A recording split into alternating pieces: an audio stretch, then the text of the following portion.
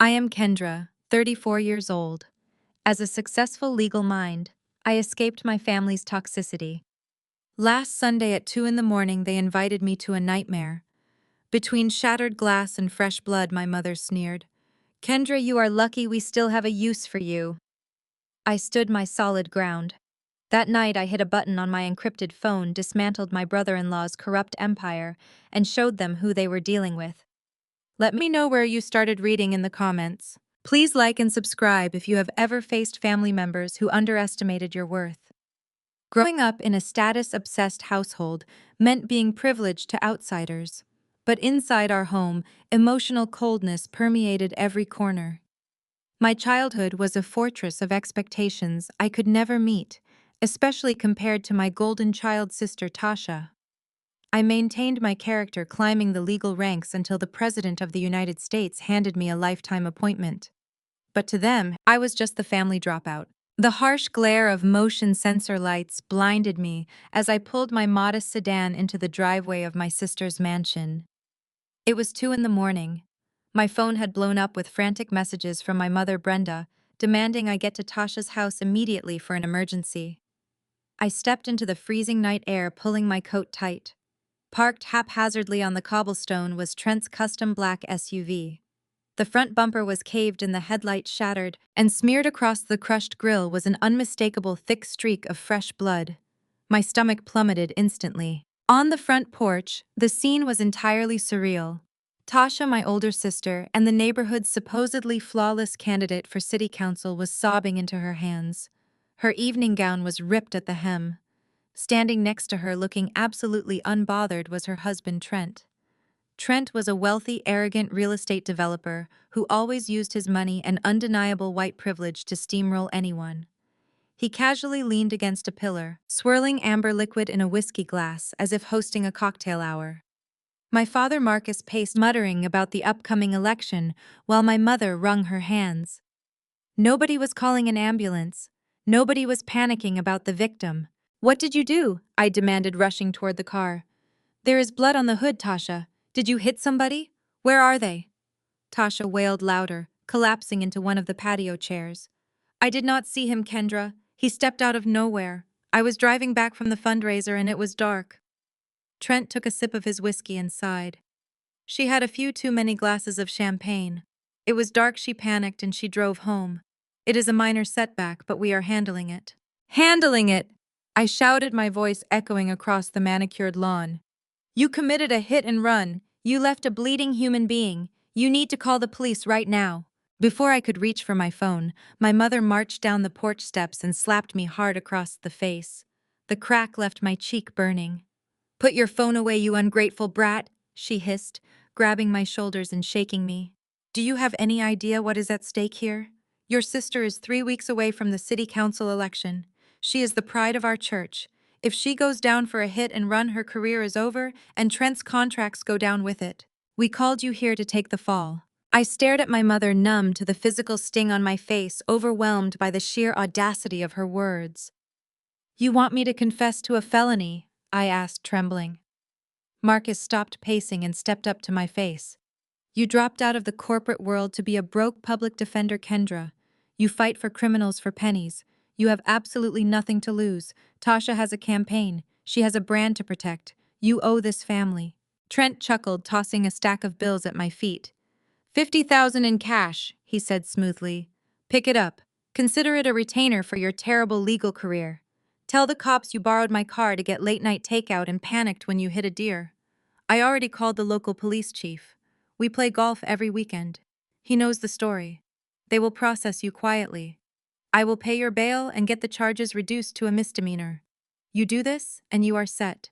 You refuse, and I will make sure you never practice law in this state again. I looked down at the money on the asphalt, then back up at Trent's smug face. He genuinely believed his money and status made him untouchable. He believed he could buy my silence. Tasha wiped her fake tears and scoffed. Just take the money, Kendra. Who would believe you anyway? Look at you. You are a mess. Trent owns half this town. You are just my jealous little sister trying to ruin my life. The distant wail of police sirens began to echo through the affluent neighborhood. The corrupt local cops were arriving. Trent smiled, taking another sip of his whiskey. Hear that the script is already written, Kendra. They are coming to arrest you. Play your part or I will ruin you. I did not scream or cry. I did not fall to my knees and beg for my family to love me. I simply reached into my pocket and pulled out my encrypted government-issued phone. I looked my mother dead in the eye, then turned my gaze to Trent. I pressed the red panic button on the screen, a direct line to the United States Marshals Service. I am not playing your part, Trent, I said quietly. And you just made the last mistake of your life. The flashing red and blue lights of two local patrol cruisers instantly bathed the manicured lawn in a harsh, unforgiving glare. Doors slammed shut as Chief Miller and a younger deputy stepped onto the cobblestone driveway. Trent did not even bother to look worried. He casually strolled over to the officers, extending a hand to the chief, like they were meeting for their usual Sunday morning tea time at the country club. They shook hands, sharing a brief, knowing no that made my blood run absolutely cold. The corruption in this wealthy suburb was not just a rumor. It was standing right in front of me wearing a badge and laughing with my sister's arrogant husband. "Evening, Trent," Chief Miller said, his voice loud enough for the whole neighborhood to hear. "Got your call about the vehicle. Nasty business with the deer around here this time of year." Trent sighed, playing the part of a concerned family man to absolute perfection. "It is a tragedy, Chief. My sister-in-law here, Kendra, borrowed my vehicle to grab some late-night food. She hit something big on the canyon road, panicked, and drove it back here in shock. We are just trying to get this sorted out quietly. You know how these things can ruin a young woman's record." "Of course," Chief Miller replied smoothly, unhooking the heavy metal handcuffs from his duty belt. He did not ask me for a statement. He did not ask to see my driver's license. He simply marched straight toward me, grabbing my left wrist with a bruising force. "Turn around, miss. You are under arrest for leaving the scene of an accident." My father, Marcus, stood on the porch steps and nodded eagerly. He was a deacon at our church, a man who preached about truth and integrity every single Sunday, yet he was practically vibrating with relief as the cold metal brushed against my skin. "Take her away, officer," my father urged, his voice trembling with a pathetic mix of fear and misplaced pride. "She has always been a troubled girl. We tried to raise her right, but she just refuses to listen. Tasha is the one doing God's work for this community. We cannot let Kendra's reckless behavior drag her sister's political campaign through the mud." I did not scream. I did not cry. I did not pull my arm away like a guilty suspect. Instead, I locked eyes with the corrupt police chief and allowed the freezing silence to stretch for 3 agonizing seconds.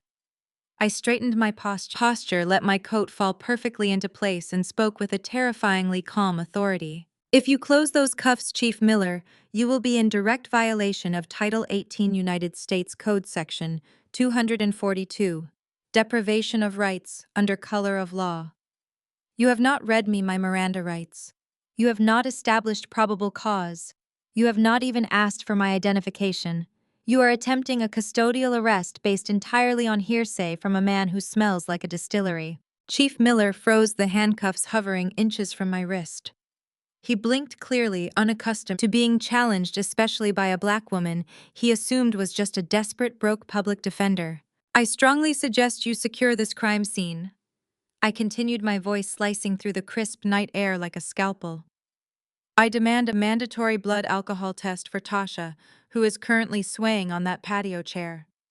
Further, I formally request the immediate impounding of this vehicle to extract the black box telemetry data.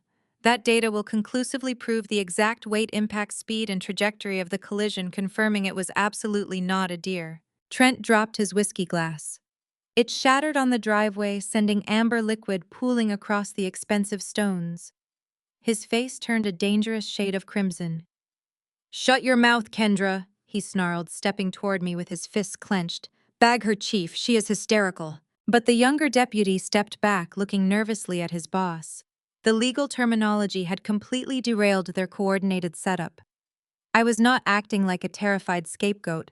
I was acting like someone who owned the courtroom. Tasha stumbled down the porch steps, pointing a manicured finger at my face. Her designer gown dragged through the puddle of spilled whiskey. "Listen to her quoting her cheap law degree," she mocked, laughing bitterly. "You think you sound so smart, do you not? You lost cases for people in the projects, Kendra. You spent your whole career defending criminals for pennies while Trent and I built an empire. You are nothing but a disappointment to this family. Stop using those fake lawyer words and just get in the police car. My mother. Brenda rushed forward, wrapping a protective arm around Tasha's waist. She glared at me with pure hatred. Stop embarrassing us in front of Trent's friends, Kendra. You are ruining everything. Why can you never just do what you are told your sister is going to be a city councilwoman? You are just a pathetic nobody who lives in a cheap apartment. Get in the car and take the blame. I looked at the people who shared my blood. They were so blinded by Trent's wealth, so obsessed with maintaining their fragile social status in the church, that they were willing to sacrifice my entire life without a second thought. They genuinely believed I was powerless. They genuinely believed their lies would become my reality. You cannot hide a human body. Trent, I said softly, ignoring my screaming family and focusing entirely on his sweating face. There is too much blood on that grill. Someone is missing tonight. Someone is bleeding out on the asphalt because your wife was too drunk to call an ambulance. I said bag her. Trent roared his white privilege, failing to control the situation for the very first time in his life. He shoved the chief of police toward me. I pay your department's pension fund, Miller. Put her in the back of the cruiser right now. Before the chief could make a move, a sharp, repetitive buzzing erupted from my coat pocket. It was not a standard ringtone. It was the distinct encrypted alert of my secure government device. I slowly reached into my pocket, keeping my eyes fixed on the trembling police officers, and pulled out the heavy black phone. I swiped open the screen. A priority message from the United States Marshals Service glowed brightly in the darkness. I read the single sentence twice to ensure I was fully grasping the magnitude of the situation. I slowly lowered the phone, looking at my sister, my parents, and the arrogant man who thought he could buy his way out of anything. The message was clear. The victim hit tonight was a key federal witness in an active corruption probe. I slipped the heavy black device back into the pocket of my coat. Trent misread my silence for submission. He stepped closer, his cologne mixing with the sharp scent of spilled whiskey and copper from the crushed bumper. You think staring at me is going to change your reality? Trent scoffed, snapping his fingers at the local police chief. Put the cuffs on her, Miller. We are done playing games now. Chief Miller hesitated, his eyes darting toward the shattered headlight of the SUV. My legal threats had clearly planted a seed of doubt in his corrupt mind. Seeing the hesitation, Trent lost his manufactured patience. His face contorted into a mask of pure entitlement. If you do not get in the back of that cruiser right now, Kendra, the $50,000 comes off the table, he threatened. Instead, I will make a single phone call to my wealth manager. I will have your bank accounts frozen so fast you will not be able to afford a bus ticket. By tomorrow morning, I will have your license permanently revoked. You will be scrubbing toilets for a living. My mother crossed her arms, nodding in furious agreement. Listen to your brother-in-law, Kendra, she scolded, her tone dripping with absolute disgust. He is giving you a generous way out. Tasha has worked too hard to build her political platform. You have always been jealous of her success. If you force Trent to destroy your life, you will deserve every single bit of the misery you get. Tasha leaned against the porch railing, clutching her ruined designer gown. Just arrest her, Chief Miller, she whined, her words slurring heavily. I have a morning television interview at 8 o'clock. I need my beauty sleep and I cannot deal with her ridiculous drama right now. You are not going to any television interviews tomorrow, Tasha, I said calmly, smoothing a crease in my sleeve. And Trent, your money cannot buy you out of the jurisdiction you just crashed into. Trent threw his head back and laughed, a loud sound that echoed through the affluent neighborhood. Jurisdiction? I own this jurisdiction, Kendra. I own the mayor, the city council, and the police. There is not a single person in this state who can touch me, as if triggered by his supreme arrogance. The deep roar of high-performance engines shattered the stillness of the night. Headlights blinded us as three massive unmarked black SUVs turned onto the cobblestone driveway. The vehicles moved with aggressive, synchronized precision, swerving sharply to completely block the local police cruisers from moving an inch. The heavy tires screeched against the pavement, kicking up gravel and demanding absolute compliance. Chief Miller instinctively took a step back, his hand dropping away from his duty belt, His arrogant swagger vanished instantly, replaced by the pale, wide-eyed terror of a man who realized he was suddenly completely out of his depth. The doors of the black vehicles swung open simultaneously. A dozen federal agents stepped out into the freezing night. They wore tactical vests adorned with bold yellow letters, spelling out the United States Marshals Service. Their expressions were stone cold, their movements calculated. They formed a perimeter around Trent's blood-stained vehicle, ignoring the local police entirely. "Federal agents!" The lead marshal barked, his authoritative voice commanding the space. "Step away from the vehicle. Nobody moves. This is now an active federal crime scene." My father gasped, clutching his chest in sheer panic. He looked at Trent, his eyes wide with desperate confusion. "Trent, what is happening? Who are these people? You said you had this entire situation under control." Trent stood completely still for a fraction of a second. But his immense wealth and deeply ingrained white privilege quickly overrode his initial shock. He puffed out his chest, a sickeningly confident smirk returning to his face. He adjusted the lapels of his expensive blazer and turned to my terrified parents. "Relax, Marcus," Trent said smoothly, waving a dismissive hand at the heavily armed federal agents securing his ruined car. "I told you I was handling this. My private defense attorneys are the best in the country. They must have bypassed the local authorities and called in favors from Washington. They are just here to clean up the mess properly and make sure Kendra's arrest is processed without any media leaks." My mother let out a massive sigh of relief. She looked at Trent with absolute adoration. "Oh, Trent, you are a blessing to this family. I do not know what we would do without your connections and your power. You are saving Tasha's entire political career." Tasha giggled drunkenly, stumbling over to wrap her arms around Trent's neck. "See, Kendra," she taunted. "My husband owns everyone. Even the federal government works for him. You should have just taken the cash. Now you are going to federal prison." I remained entirely silent, observing their pathetic delusions. I watched as the lead marshal, a tall man with a tactical rifle strapped to his chest, walked past the trembling local police chief. He did not ask Trent for permission to approach. He did not acknowledge my mother's fawning praises. Instead, the federal agent walked directly toward where I was standing. He stopped exactly 3 feet in front of me. His stern face remained perfectly impassive, giving absolutely nothing away to the corrupt audience surrounding us. As our eyes met, the marshal offered a very subtle, profoundly respectful nod, silently acknowledging my ultimate authority over the entire operation. He turned his back to me, facing the crime scene, effectively placing his body between me and the local police. Trent, completely blind to the silent exchange, wrapped his arm around Tasha's waist and grinned at my parents. "Like I said, Marcus," Trent boasted, his voice dripping with untouchable arrogance. "I just handled the situation. Now let us go inside and pour another expensive drink while they haul your very stubborn daughter away to jail." The federal agents did not arrest me. Instead, they loaded Trent's bloodied SUV onto a flatbed tow truck and drove away. Trent genuinely believed his highly paid defense attorneys had brokered a miraculous delay. He poured his whiskey, patted my father on the back, and promised my inevitable arrest was simply postponed due to federal bureaucracy. I let them bathe in their toxic delusions. I walked back to my modest sedan, started the engine, and slowly drove away. 4 days later, the family gathered for our mandatory Sunday dinner. My mother, Brenda, always treated the post-church meal as a grand theatrical performance. She wore her absolute finest tailored suit.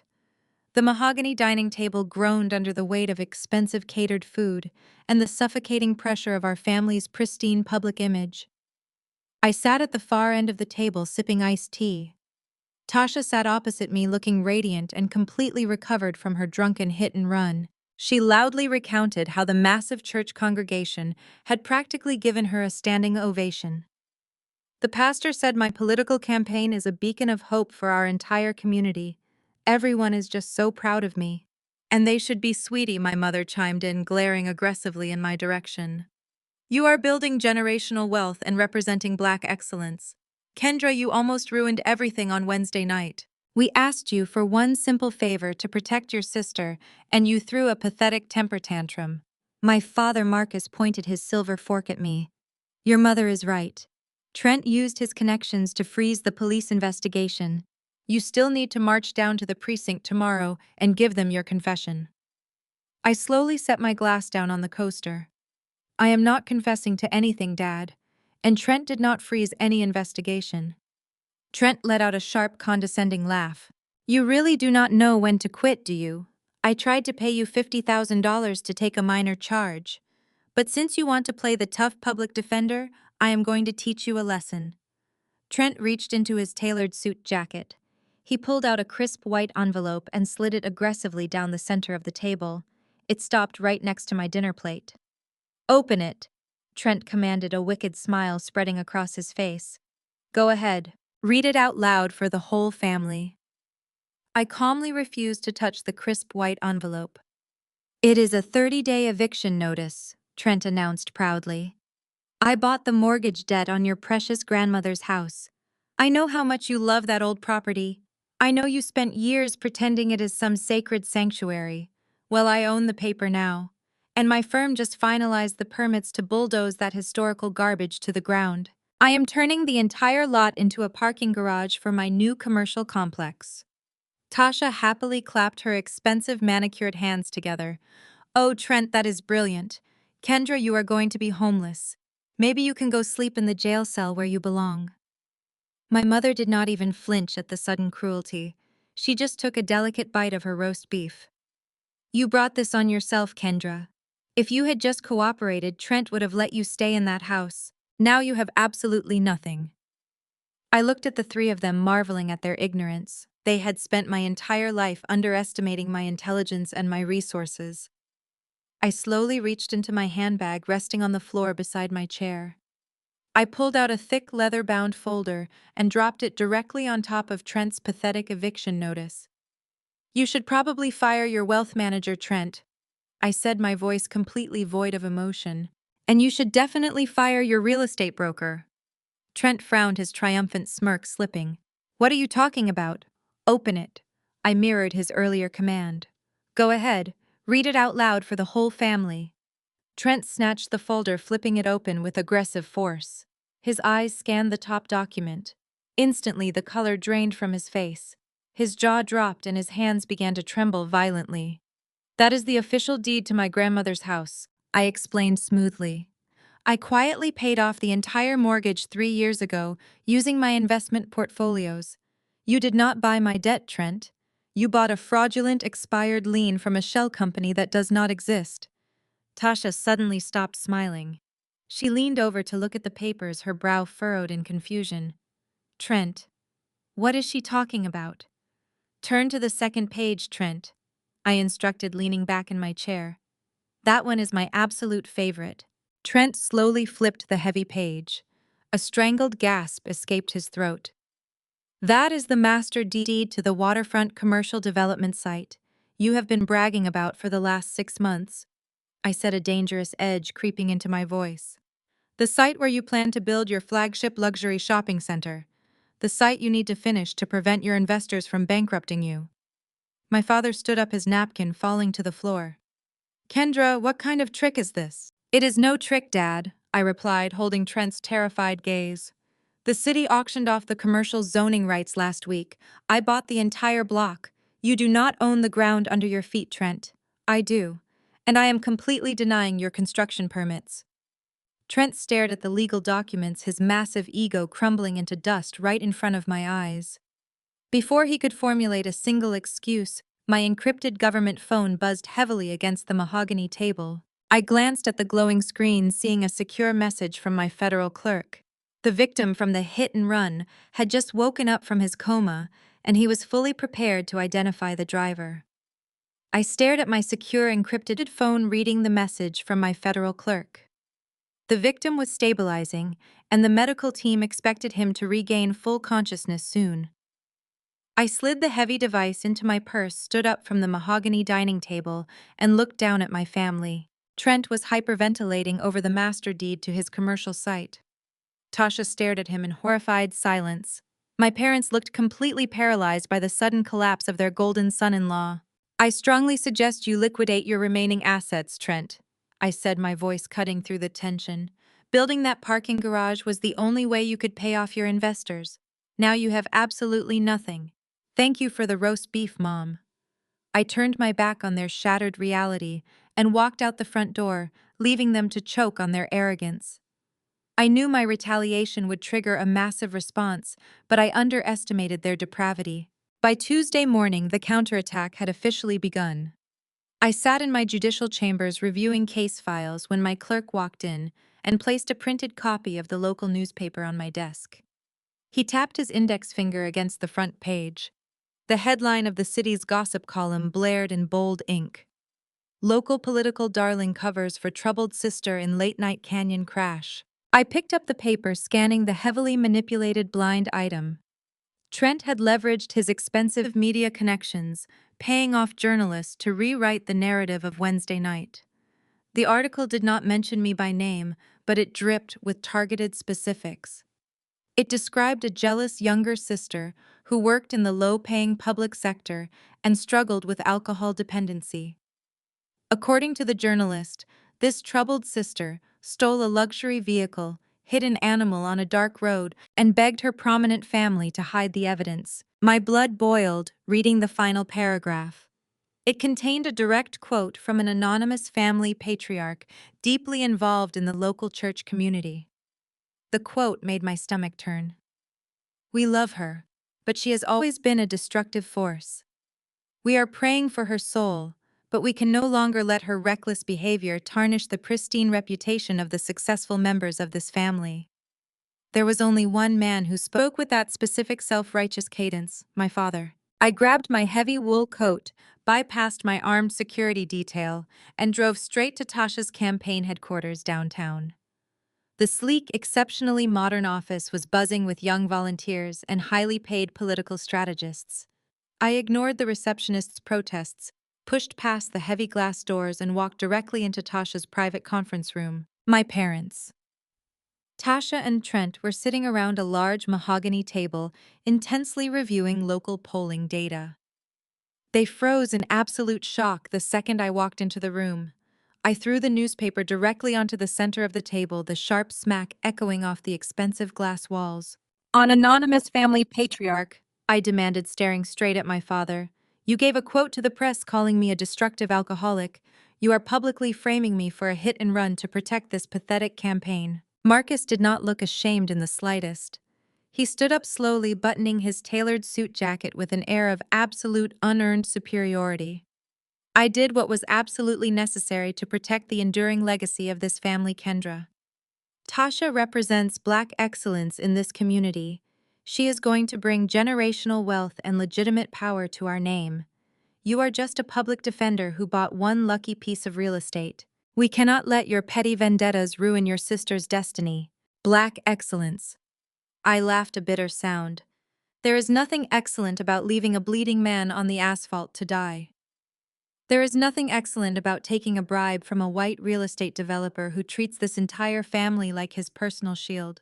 You are not protecting a legacy, Dad. You are protecting a violent criminal. Brenda slammed her hands on the table, glaring at me with unhinged fury. "How dare you speak to your father that way? Trent spent $50,000 this morning to leak that story to the press. It is a brilliant strategy. By tomorrow, the whole city will think you were the one driving that car. When the police finally charge you, the public will just see a troubled girl who got exactly what she deserved. Tasha will win the election on a platform of family tragedy. It is the perfect narrative." Tasha smirked, leaning back arrogantly in her plush leather chair.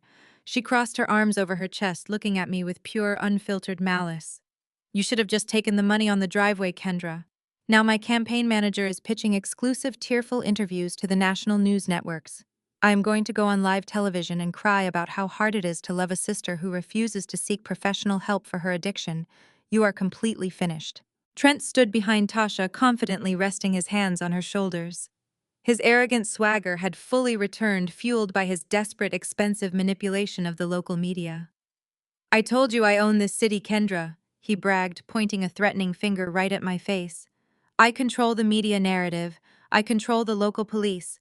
I control your own parents. You have no money, no power, and no platform. You cannot fight me." "I do not need to fight you in the press, Trent. I said, my voice dropping to a terrifyingly calm whisper. You are currently running a public relations campaign for a violent crime that carries a mandatory 20-year federal prison sentence.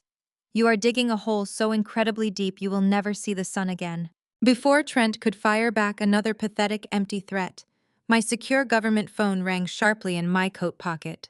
The custom encrypted ringtone sliced through the suffocating tension of the campaign office. I did not break eye contact with my stunned family as I answered the call, bringing the device to my ear. Speak, I commanded.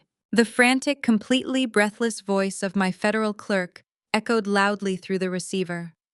Judge Washington, I need you to return to the federal courthouse immediately. The medical team at the secure witness facility just called. The hit-and-run victim woke up from his coma 10 minutes ago. He is completely lucid, and he is fully prepared to identify the driver. I ended the call with a single sharp press of my thumb. The room was suffocatingly silent. Trent, Tasha, and my parents stared at me eagerly, waiting for the devastating news they assumed I had just received. I gave them absolutely nothing. I slipped the phone back into my coat pocket and adjusted my collar. You should enjoy your television interviews, Tasha, I said smoothly, because the spotlight has a very funny way of exposing every single flaw. I turned on my heel and walked out of the campaign headquarters, leaving their arrogant laughter echoing behind me. They thought I was retreating in defeat. In reality, I was heading straight to the federal courthouse to orchestrate their absolute destruction. 3 days later, my mother insisted on hosting a celebratory brunch at the city's most exclusive country club. She rented a private dining room with crystal chandeliers and floor-to-ceiling windows overlooking the 18th hole. Tasha's poll numbers had skyrocketed after Trent's media leak. The entire city believed she was a saint, burdened with a criminal sister. I attended the brunch purely to monitor Trent's next move. My father sat at the head of the long oak table, clinking his champagne flute against Trent's glass. To our future city councilwoman, Marcus beamed, ignoring my presence entirely. And to the man who makes it all possible. Trent soaked up the praise, slicing into his steak with a smug grin. It is just business, Marcus.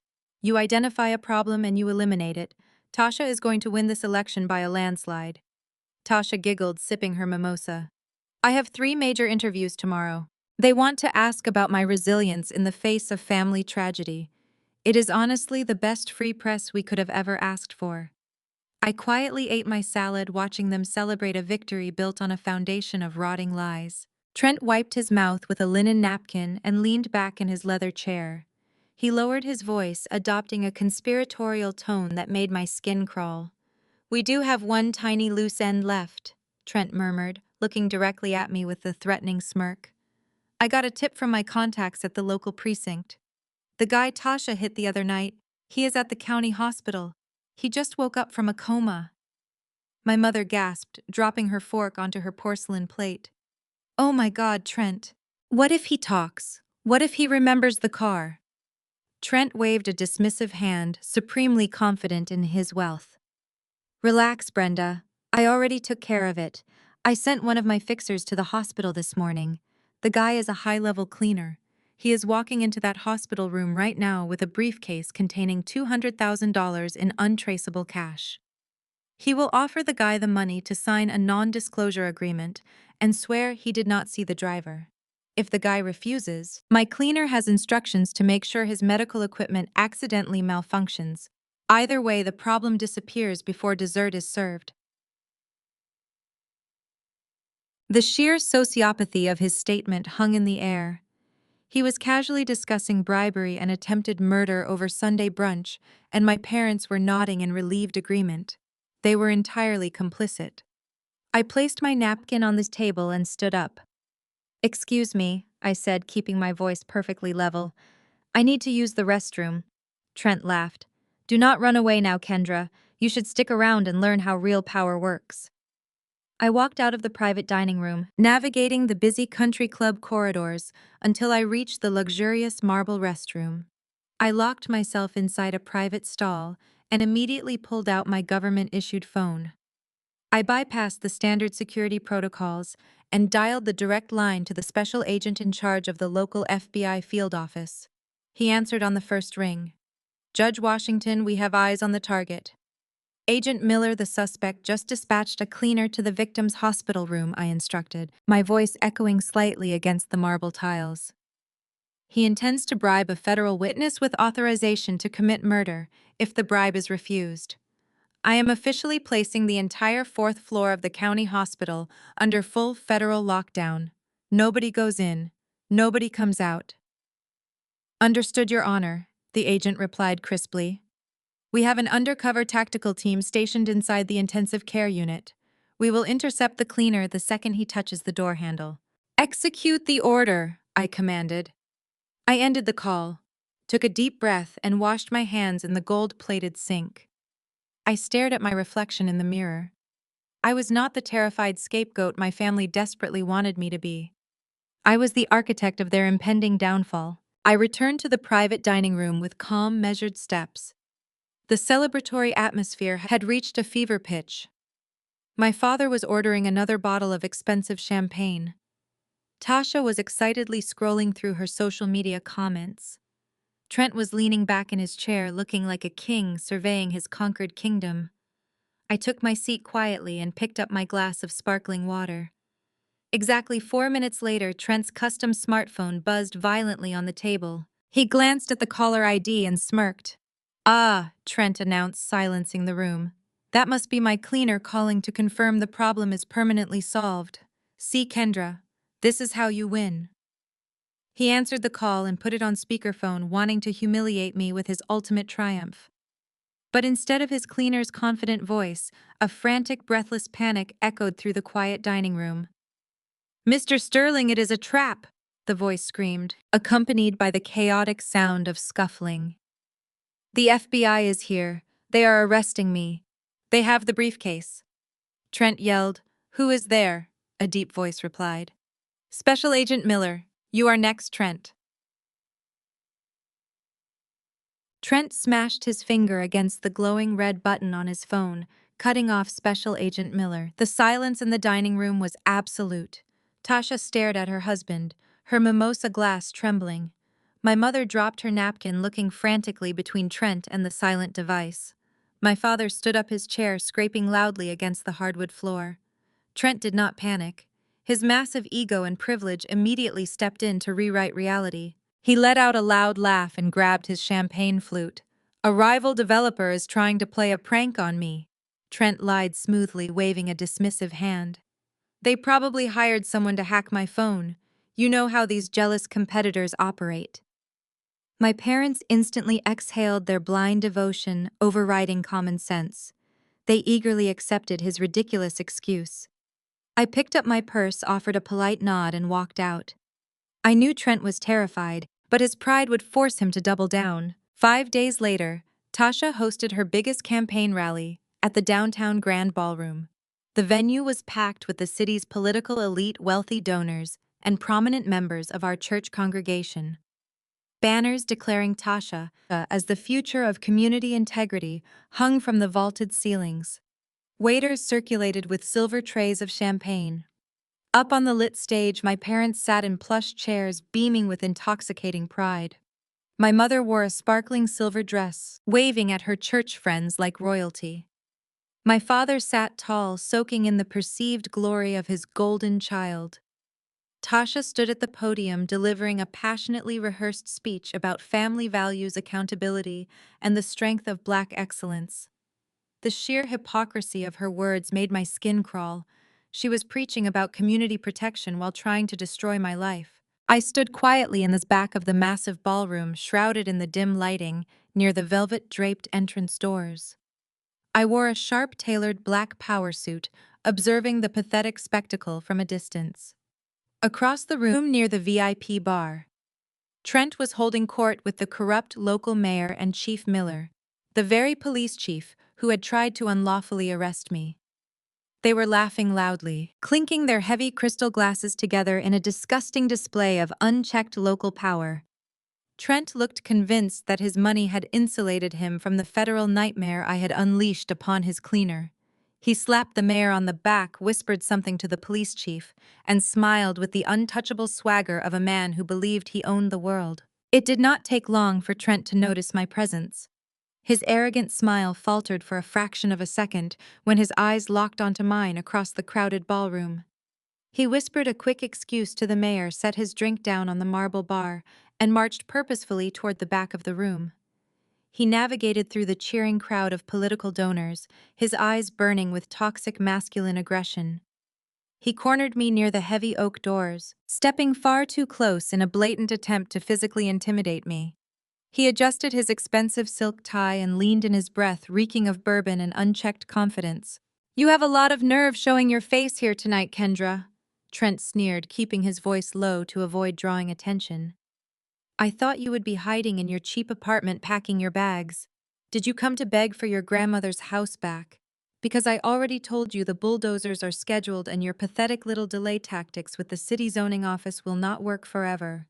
"I am not here for my grandmother's house, Trent," I replied evenly, not stepping back a single inch.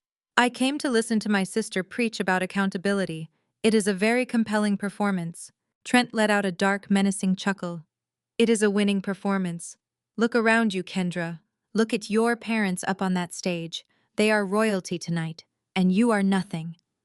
He leaned closer, his voice dropping to a harsh, triumphant whisper. "You thought you could scare me with that fake FBI phone call at the brunch. You really thought you could hire some actor to rattle me. Well, I have news for you. I just had a very productive conversation with Chief Miller at the bar. He officially closed the hit-and-run case this morning. The local authorities ruled it a closed investigation due to a lack of evidence. The vehicle was unrecoverable, the blood sample mysteriously lost, and the victim is legally considered a John Doe. I bought the evidence, the silence, and the police. You have nothing. You lose." I looked at Trent, marveling at the sheer depth of his absolute delusion. He truly believed his local bribes carried weight against a federal mandate. He thought his country club handshakes could stop the United States government. I did not raise my voice. I slowly reached into the inner pocket of my tailored suit jacket and pulled out my encrypted federal device. I unlocked the screen, bypassed the security firewall, and opened a highly classified live updating text document. "You should never brag about purchasing police officers in a public setting, Trent," I said softly, holding the glowing screen up directly to his face.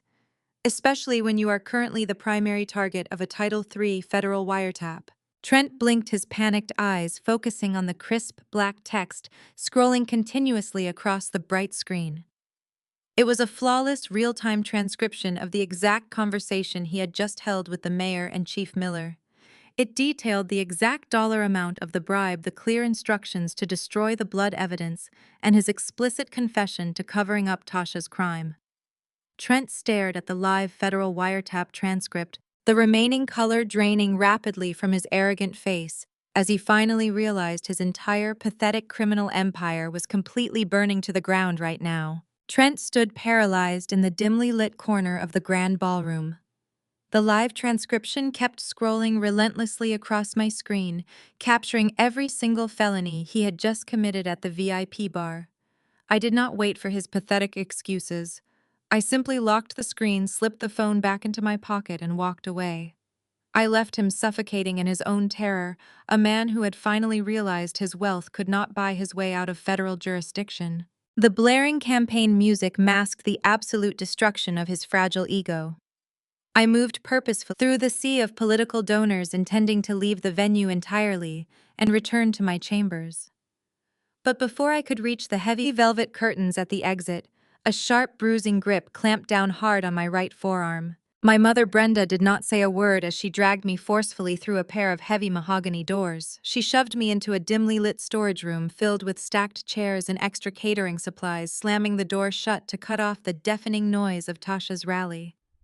Her silver sequined dress glittered harshly under the flickering utility light above us. She did not look like the proud church mother who had just been waving on stage.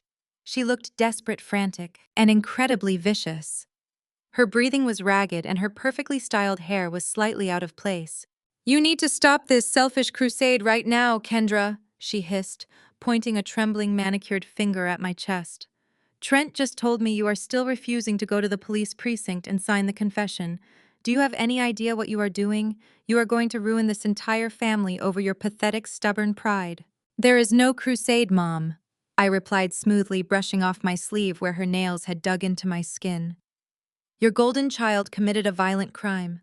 Tasha hit a man with her vehicle and left him bleeding on the asphalt. She was driving. I know she was driving, Brenda screamed, shocking me with her unapologetic admission. I know she was completely wasted, but she is going to be a city councilwoman. She is the face of our community, the pride of our parish. You are just a public defender who abandoned us the second you got a chance. You packed your bags, moved to the city, and spent your entire life turning your back on your sister. You always thought you were better than us, because you wanted a fancy law degree, instead of helping Tasha elevate this family. I stared at the woman who had given birth to me, marveling at the toxicity flowing from her mouth. You are asking me to go to prison for a crime I did not commit just so Tasha can win a local political election. I am asking you to do your job as a sister, my mother snapped back, taking a threatening step forward. Tasha has a destiny. She is bringing real power and generational wealth to our name. What do you have, Kendra? A cheap apartment and student debt. You spent your career defending criminals for free. Now you can finally do something useful for the people who raised you. Take the blame. Trent will hire a good lawyer. You will do a few months of probation and it will be over. If you refuse, Tasha goes to jail. Trent loses his contracts, and your father and I lose our standing in the church. We will be a laughingstock. You are already a laughingstock, I said, my voice dropping to a terrifyingly calm whisper. You are covering up a brutal hit and run. You are protecting a man who treats you like pawns. And you are doing it all for a fake political campaign built on absolute lies. I am not taking the fall for anyone in this room. Brenda let out a frustrated growl. She threw her hands up, pacing the confined space of the storage room like a trapped animal. You have always been so utterly useless, she muttered bitterly. From the day you left for law school, you stopped caring about this family. You never showed up to Tasha's charity dinners. You never helped your father network with the local politicians. You just sat in your little office reading your law books, judging us for actually trying to make something of ourselves. It is completely and utterly despicable. I was building a career based on actual justice. I countered closely, watching her erratic movements. I was doing the difficult work in the trenches, while Tasha just stood on a stage and took all the credit for it every single time. Justice does not pay the mortgage, Kendra, my mother fired back, stopping to glare at me. Trent pays the mortgage. Trent pays for the campaign. Trent pays for the luxury lifestyle that keeps this family at the top of the social ladder. We protect him, and we protect Tasha. That is how the real world actually works. You need to march out there, drive to the police station, and tell them you were behind the wheel. You owe us your life. I did not argue with her twisted logic. Instead, I narrowed my eyes, noticing something peculiar about her erratic gestures. As she continued to rant, I stared intently at her hands. They were shaking uncontrollably, a violent tremor she was desperately trying to completely hide. I looked closer. Her knuckles were raw and scraped, but what truly made my blood run cold were her expensive acrylic nails. Caught deep beneath the clear polish packed tightly into her cuticles were faint, distinct rust-colored stains. It was not dirt. It was dried, oxidized blood. The horrifying realization hit me like a physical blow. My mother had not just stayed quiet. She was the one who had grabbed a sponge and helped Trent scrub the shattered bumper before the police ever arrived. The promise from Special Agent Miller hung in the air. Trent spent the entire weekend pacing his sprawling mansion, screaming at his political fixers and frantically transferring money between offshore shell companies. He tried convincing Tasha and my parents the FBI raid was a misunderstanding. He proudly assured them his elite legal team was burying the incident. By Monday morning, his massive ego reconstructed his false reality. He believed his immense wealth made him invincible, and the rules did not apply to him. He was about to learn a devastating lesson. At 8 o'clock, Trent sat behind the massive glass desk in his penthouse corporate office. His real estate firm occupied the entire top floor of the city's most expensive skyscraper. He wore a bespoke Italian suit, sipping espresso and admiring the panoramic view of the skyline. He was yelling at his chief financial officer over the phone, demanding campaign funds be funneled into Tasha's political accounts to guarantee her immediate victory. He felt entirely untouchable. The heavy oak double doors of his executive suite did not just open. They practically exploded inward. The deafening crash echoed through the office as the doors slammed against the walls. Trent dropped his espresso cup, the scalding hot liquid splashing across his designer rug. More than a dozen heavily armed federal agents flooded into the room. They moved with terrifying synchronized precision, wearing tactical gear emblazoned with the bright yellow letters of the Federal Bureau of Investigation. They immediately began seizing computers, sweeping documents into evidence bags, and securing the perimeter. Special Agent Miller walked in last, his face set in a stone-cold mask of absolute authority. Trent leaped out of his leather chair. His initial shock instantly morphed into explosive entitled rage. His ingrained white privilege flared up like a defensive shield. "What the hell do you think you are doing?" Trent roared, slamming his hands down on his glass desk. "Do you have any idea who I am? I am the largest real estate developer in this state. I fund the mayor's re-election campaigns. I pay the salaries of every single police officer in this city. Get out of my office before I have every one of you fired and stripped of your pensions." Special Agent Miller did not even blink at the pathetic, arrogant outburst. He calmly pulled a thick stack of documents from his vest and tossed them onto the center of Trent's desk. "We are executing a federal search and seizure warrant, Mr. Sterling. Step away from your computer and keep your hands where I can clearly see them." Trent let out a loud laugh, completely unfazed by the federal mandate. He reached into his suit jacket and pulled out his phone. "You just made the biggest mistake of your pathetic government career, Miller." Trent sneered, his voice dripping with condescension. "I am going to sue you for harassment, trespassing, and unlawful search. I am calling my lead attorney right now. He is going to squash your fake warrants in exactly 3 minutes, and then I am going to ensure you are directing traffic for the rest of your miserable life." Trent furiously dialed his defense attorney, putting the call on speakerphone so the federal agents could hear his impending victory. He wanted to humiliate them. The phone rang twice before his lawyer, a highly paid corporate defender named Harrison, answered the secure line. "Harrison, listen to me very carefully," Trent barked into the phone, projecting his voice across the office. "I have a dozen rogue FBI agents currently tearing apart my corporate headquarters. They are trying to execute some garbage search warrants. I need you to call the federal courthouse immediately. File an emergency injunction, squash these fake warrants, and get these glorified mall cops out of my building right now." There was a heavy, suffocating silence on the other end of the line. The usual aggressive confidence in Harrison's voice was completely absent. When the lawyer finally spoke, he sounded genuinely terrified. "Trent, I cannot do that," Harrison said, his voice trembling slightly over the speakerphone. "I just received the electronic copies of the warrants from the Department of Justice. I cannot squash them. I cannot file an injunction. I cannot do anything to stop this raid." Trent's face twisted into an ugly mask of confusion and panic. He gripped the edge of his glass desk, his knuckles turning stark white. "What do you mean you cannot stop this? I pay your firm $2 million a year. Call a judge and get this shut down right now. I refuse to let these people touch my private servers. Fix this mess immediately." "You do not understand, Trent," Harrison pleaded, his voice breaking. "I cannot just call a judge to overturn these specific documents. These are not standard low-level magistrate warrants. These are not local subpoenas. The scope of these warrants is absolutely unprecedented. They authorize the total seizure of every corporate asset, every offshore bank account, and every digital communication linked to your name. They authorize wiretaps, financial audits, and immediate asset forfeiture. They have frozen your entire empire." Trent swallowed hard, the first genuine wave of fear breaking through his arrogant facade. "I do not care what they authorize," Trent screamed desperately. "Find a legal loophole. Find a technicality. Break the warrants, Harrison. Use your expensive political connections right now." "There are no loopholes," Harrison replied, his voice dropping to a defeated whisper. "The legal foundation is completely flawless. The warrants are absolutely bulletproof, Trent.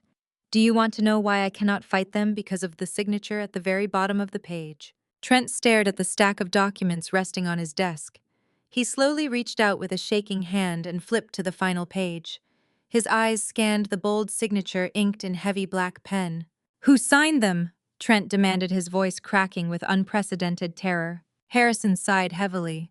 "They were signed by a federal judge." The line went dead. Trent dropped his smartphone onto the desk, color draining from his face. He stared at the federal agents packing his corporate secrets into secure boxes. He refused to believe a legitimate federal judge would authorize the destruction of his empire without warning. His twisted logic immediately found a more palatable target. He snatched the landline and dialed Marcus. He screamed into the receiver that I must have used low-level public defender connections to trigger a fake audit. Marcus absorbed every single lie. He promised Trent he would march down to the courthouse, drag me out by my collar, and force me to fix the misunderstanding. My father did not waste a second. He drove straight downtown, furious that his morning was interrupted by my supposed jealousy. He parked illegally, tossing his keys to a bewildered city worker before storming toward the United States District Court. Marcus wore his tailored suit, projecting the arrogant confidence of a man who believed his status as a church deacon granted him universal authority. He pushed through the doors and marched to the metal detectors. He glared at the security personnel, oblivious to the solemn gravity of the federal building. "I am here to see Kendra Washington," Marcus demanded loudly, tapping his expensive gold watch against the security podium.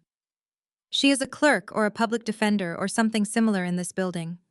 Tell her that her father is waiting in the lobby and she needs to come down here." The senior security officer looked at my father, his eyebrows raising in genuine surprise. The officer glanced at his colleague, a subtle smirk crossing his face as he recognized my name. They did not correct his ignorant assumption. Instead, the officer handed Marcus a visitor badge and pointed toward the bank of elevators. "Take elevator bank C to the 8th floor, sir," the officer instructed politely.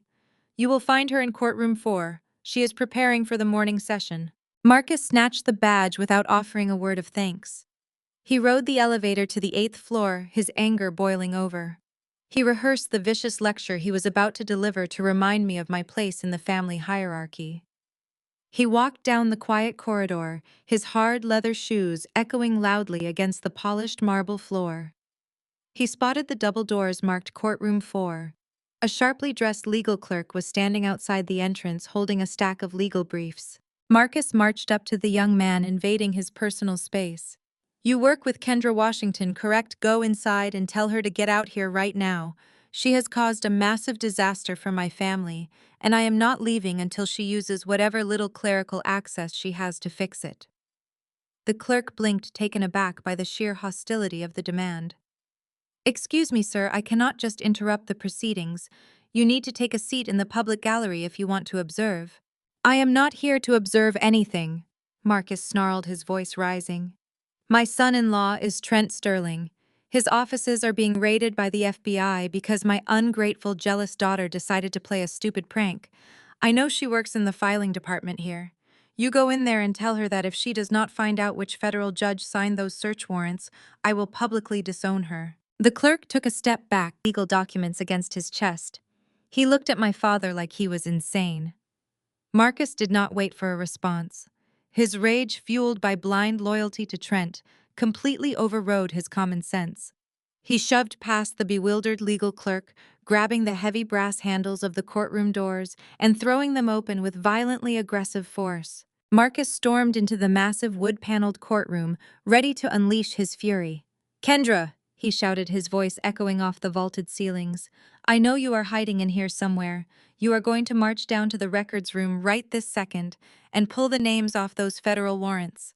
If you do not clear Trent's name by noon, I am having you excommunicated from our church. You will be a complete outcast." He stopped dead in his tracks. The sprawling courtroom was not a dusty filing room filled with low-level administrative clerks. It was an awe-inspiring arena of absolute federal power. Heavily armed United States Marshals stood at attention near the exits. A gallery of corporate attorneys sat silently in the wooden pews. A seasoned court reporter sat at a sleek digital transcription desk. Every person in the room turned to stare at the arrogant man who had just burst through the doors screaming threats. Marcus looked around, his manufactured confidence rapidly evaporating into profound confusion. He did not see me sitting at a cramped desk organizing paperwork. He did not see me fetching coffee for an older white male judge. The heavy wooden door behind the massive elevated judicial bench suddenly opened. The sharp, authoritative voice of the courtroom bailiff pierced the stunned silence of the room. "All rise," the bailiff commanded, his voice booming with absolute reverence. "The United States District Court is now in session." Marcus stood frozen in the center aisle, his mouth opening and closing in disbelief. He watched as I stepped through the private chamber doors, wearing the heavy black robes of the highest legal authority in the room. I walked with calm, deliberate precision up the short flight of wooden stairs. I did not look at him as I took my seat in the towering leather chair overlooking the courtroom. Marcus stumbled forward, his shaking hands gripping the wooden railing of the gallery barrier. His terrified eyes locked onto the gleaming solid brass nameplate resting proudly on the center of the majestic mahogany bench. It read in perfectly etched black letters, "The Honorable Kendra Washington." Marcus stared at the gleaming brass nameplate, his entire reality shattering into a million jagged pieces right there in the gallery. The heavy oak doors swung shut behind him as he stumbled backward, his breath catching in his throat. He turned and sprinted down the polished marble corridor, like a man running from a burning building. He slammed his hand against the elevator button, his chest heaving with sheer terror. The ride down to the lobby felt like an eternity. He burst through the security checkpoint, ignoring the bewildered guards, and bolted out into the freezing city air. He drove his luxury sedan back to Tasha's campaign headquarters, like a maniac running two red lights and swerving past delivery trucks. He slammed on the brakes, abandoning the car half on the sidewalk, and sprinted through the sleek glass doors. He shoved past a group of startled young political volunteers holding clipboards and burst directly into the private executive suite. Trent and Tasha were sitting at the expansive mahogany conference table. Trent was aggressively tapping away on his expensive laptop, his face pale and slick with nervous sweat from the morning's disastrous FBI raid. Tasha was sipping a sparkling water, scrolling through her social media metrics with a forced plastic smile. They both snapped their heads up as Marcus crashed into the room, gasping for air and clutching his chest. "Marcus, what the hell is wrong with you?" Trent snapped, slamming his laptop shut. "I am trying to run damage control here. The media cannot see you looking like a terrified madman. Did you make her fix this federal audit mess?" Marcus collapsed into a leather chair, his hands shaking violently as he gripped the armrests. He looked at Trent with wide, bloodshot eyes. "She cannot fix it, Trent. We are completely destroyed. We have to beg for her mercy right now." Tasha rolled her eyes, setting her glass down with an annoyed clink. "Stop being so dramatic, Dad. Did she refuse to talk to the judge? I told you she was useless. She probably just fetched coffee for the wrong clerk and got herself locked out of the filing room." "She is not a clerk, Tasha," Marcus screamed, his voice cracking with absolute panic. "I saw it with my own two eyes. I walked into courtroom 4, and she walked out of the private chambers wearing a black robe." The bailiff commanded the room to rise for her. Her name is carved into the solid brass plate on the center of the mahogany bench. Kendra is a United States federal judge. The room fell into a suffocating dead silence. Tasha blinked, her brain completely rejecting the information. Trent stared at my father, his jaw tight. Then slowly Trent let out a harsh, condescending laugh. It was a loud, ugly sound born of pure, arrogant denial. "Are you losing your mind, Marcus?" Trent mocked, shaking his head. "Kendra is a broke public defender who defends street criminals. Federal judges are appointed by the President of the United States. Do you seriously think your pathetic, jealous daughter secured a lifetime federal appointment without any of us finding out?" "I saw the courtroom, Trent," Marcus pleaded, slamming his fist on the table. "I saw the armed marshals protecting her. She signed those warrants. She is the one tearing your empire apart." Tasha stood up, crossing her arms defensively. "Dad, you are being ridiculous. She is obviously renting office space in the courthouse for some cheap independent practice. Or she bought a fake nameplate from a trophy shop to scare you. You know how vindictive she is. She is just playing a pathetic prank because she is jealous of my campaign." "It was not a prank," Marcus yelled, tears of genuine fear forming in his eyes. The FBI raided your office, Trent. You think a fake nameplate authorized a dozen armed federal agents to seize your corporate servers. We insulted a federal judge. We tried to force her to take the fall for a violent felony. Trent stood up, his white privilege flaring up to shield his fragile ego. I do not care what kind of cheap trick she is pulling. I am going to call the State Disciplinary Board and have her disbarred for impersonating a judicial officer. I am going to ruin her. Despite his loud, arrogant declarations, a thick layer of cold sweat beaded on Trent's forehead. The reality of the morning's FBI raid was too severe to completely ignore. If Marcus was telling the truth, Trent was trapped in a federal nightmare. He needed to protect his immense wealth immediately. He could not afford to wait for his lawyers to untangle this impossible mess. Trent sat back down and ripped open his laptop. If she wants to play hardball, I will starve her out. I am liquidating my domestic holding accounts right now. I am wiring $30 million to my private accounts in the Cayman Islands and Switzerland. Once my assets are safely offshore, she cannot touch my money. I will hire a massive team of elite defense attorneys and crush her in court. Tasha smiled proudly, wrapping her arms around his shoulders. That is right, babe. Move the money. We are not letting my jealous sister steal our generational wealth. Trent typed his passwords into the encrypted banking portal. He initiated the massive wire transfers, his fingers flying across the keyboard. He hit the confirmation button and leaned back, a triumphant smirk returning to his face. 10 seconds later, Trent's smartphone rang loudly on the conference table. The caller ID displayed the name of his senior wealth manager at his exclusive bank. Trent answered the call on speakerphone, wanting to prove his power to Marcus. Tell me the offshore transfers cleared, David, Trent demanded smoothly. Mr. Sterling, you need to listen to me very carefully, the banker said, his voice trembling with sheer, unadulterated panic. The wire transfers were instantly rejected. Your offshore accounts are now completely inaccessible. The line went completely dead.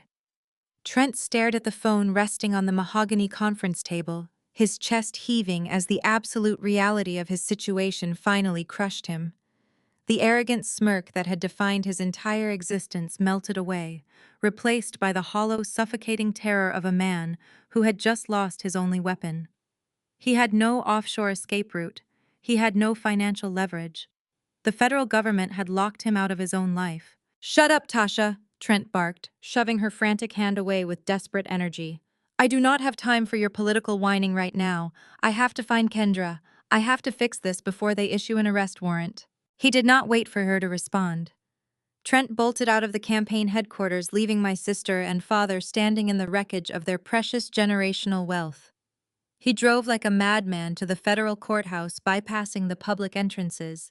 He knew my routine. He knew exactly where I parked. I was walking through the dimly lit, secure underground parking garage of the federal building. The echoes of my heels clicking against the concrete mixed with the low hum of the ventilation system. My day had been exceptionally long, filled with signing asset forfeiture orders and reviewing the mounting evidence against my own brother-in-law. I pressed the unlock button on my key fob, the headlights of my modest sedan flashing in the shadowy expanse. Suddenly, a figure stepped out from behind a concrete pillar, aggressively blocking my path to the driver's side door. I stopped instantly, my hand resting casually near my pocket. It was Trent. He looked absolutely pathetic. His custom Italian tie was loosened and hanging crookedly around his neck. His perfectly styled hair was a disheveled mess. The untouchable wealthy real estate developer who had thrown $50,000 at my feet just days ago was now trembling in a cold, damp parking garage. Kendra, please, Trent begged, holding his hands up in a placating gesture. Just give me 5 minutes. You have to listen to me. You are trespassing in a secure federal facility, Trent? I said, my voice dangerously calm and perfectly level. If you take one more step toward me, you will be restrained by armed security. I am not here to threaten you, Trent pleaded, his voice cracking with sheer desperation. He wiped the cold sweat from his forehead. I am here to make a deal. I was wrong, Kendra. I was arrogant and I was stupid. I underestimated you and I apologize. But we are family. At the end of the day, family protects family. We can figure this out together. I looked at him, marveling at the sheer audacity of his words. You did not consider me family when you told the local police chief to throw me in the back of a cruiser. You considered me a convenient, disposable scapegoat. You do not care about family, Trent. You only care about your money. Then let us talk about money, Trent urged, stepping slightly closer, his eyes wide with a manic, desperate hope. I know my accounts are frozen. I know you signed the warrants. But I still have access to a private, untraceable cryptocurrency vault. It was not listed in any of the corporate holding files your agent seized today. I can transfer $5 million directly to you right now. No strings attached. Completely clean, untraceable money. I did not say a word. I simply stared at him, letting his pathetic desperation hang heavily in the cold air of the parking garage. Think about it, Kendra. Trent pressed, mistaking my silence for hesitation. $5 million. You can quit this stressful government job. You can buy a mansion on the beach. You can travel the world. You will never have to worry about a mortgage or student loans ever again. All you have to do is make a phone call to the Department of Justice. Tell them the warrants were signed based on faulty intelligence. Tell them you made a judicial error. Bury the case, Kendra. Take the $5 million and let me walk away. I slowly reached up and adjusted the collar of my wool coat, smoothing the fabric with deliberate, unhurried precision. I looked at the man who had spent years manipulating my parents, using his white privilege to silence anyone who stood in his way. You genuinely do not understand the concept of federal obstruction of justice, do you? I asked softly, my voice echoing off the concrete walls. You think you are standing in a local country club negotiating a zoning permit. You think every single person in this world has a price tag. Everyone has a price, Kendra. Trent insisted, his voice hardening with a fleeting flash of his old arrogance. $5 million is a lot of money. Do not be stupid. Take the cash and save your family from total public humiliation. My price is absolute justice, I replied, my gaze locking onto his terrified eyes. And you cannot afford it. You just offered a sitting United States federal judge a $5 million bribe to actively obstruct a federal investigation. That is a direct violation of Title 18 United States Code Section 201. Trent scoffed, shaking his head in denial. It is your word against mine, Kendra. We are alone in a parking garage. There are no witnesses. I will just deny I ever offered you a single dime. I offered him a very small, remarkably cold smile. I did not need to raise my voice. I simply raised my right hand and pointed directly to the vehicle parked in the space immediately adjacent to my sedan. We are not alone, Trent, I whispered. Trent slowly turned his head, his breathing coming in shallow, panicked gasps. Parked directly next to us was an unmarked black SUV with tinted windows. The FBI had recorded his entire bribery attempt. Trent's arrogant posture instantly crumbled. His eyes darted wildly between my calm face and the heavily tinted windows of the federal vehicle. He stumbled backward, his expensive leather shoes scraping frantically against the concrete floor. He did not utter another word. The realization that he had just handed the Department of Justice a recorded slam-dunk felony conviction paralyzed his vocal cords. He turned and sprinted toward the exit stairwell, leaving his luxury car behind. I did not watch him run. I simply smoothed the lapel of my coat, walked to my sedan, and drove home to prepare for Sunday. 2 days later, the morning sun poured through the massive stained glass windows of Greater Hope Fellowship. It was the most exclusive, affluent megachurch in the city. My parents had spent 3 decades meticulously cultivating their pristine social standing within these sacred walls. For them, church was never actually about salvation. It was a weekly networking event, a theatrical stage where they could flaunt their generational wealth and display their golden child for the entire congregation to worship. Today was the ultimate performance. I parked my vehicle across the street, watching the live broadcast of the Sunday service on my phone. The sanctuary was packed to absolute capacity. My father, Marcus, sat in the very first pew. He wore a sharp 3-piece suit, his head bowed in a masterful display of manufactured sorrow. My mother, Brenda, sat beside him, wearing a lavish, oversized hat and dabbing her perfectly dry eyes with a lace handkerchief. They were playing the role of the persecuted, righteous family to absolute perfection. On the glowing screen of my phone, the senior pastor stepped up to the crystal podium. He spoke with a booming theatrical cadence, asking the congregation to extend their prayers to a family currently under spiritual attack.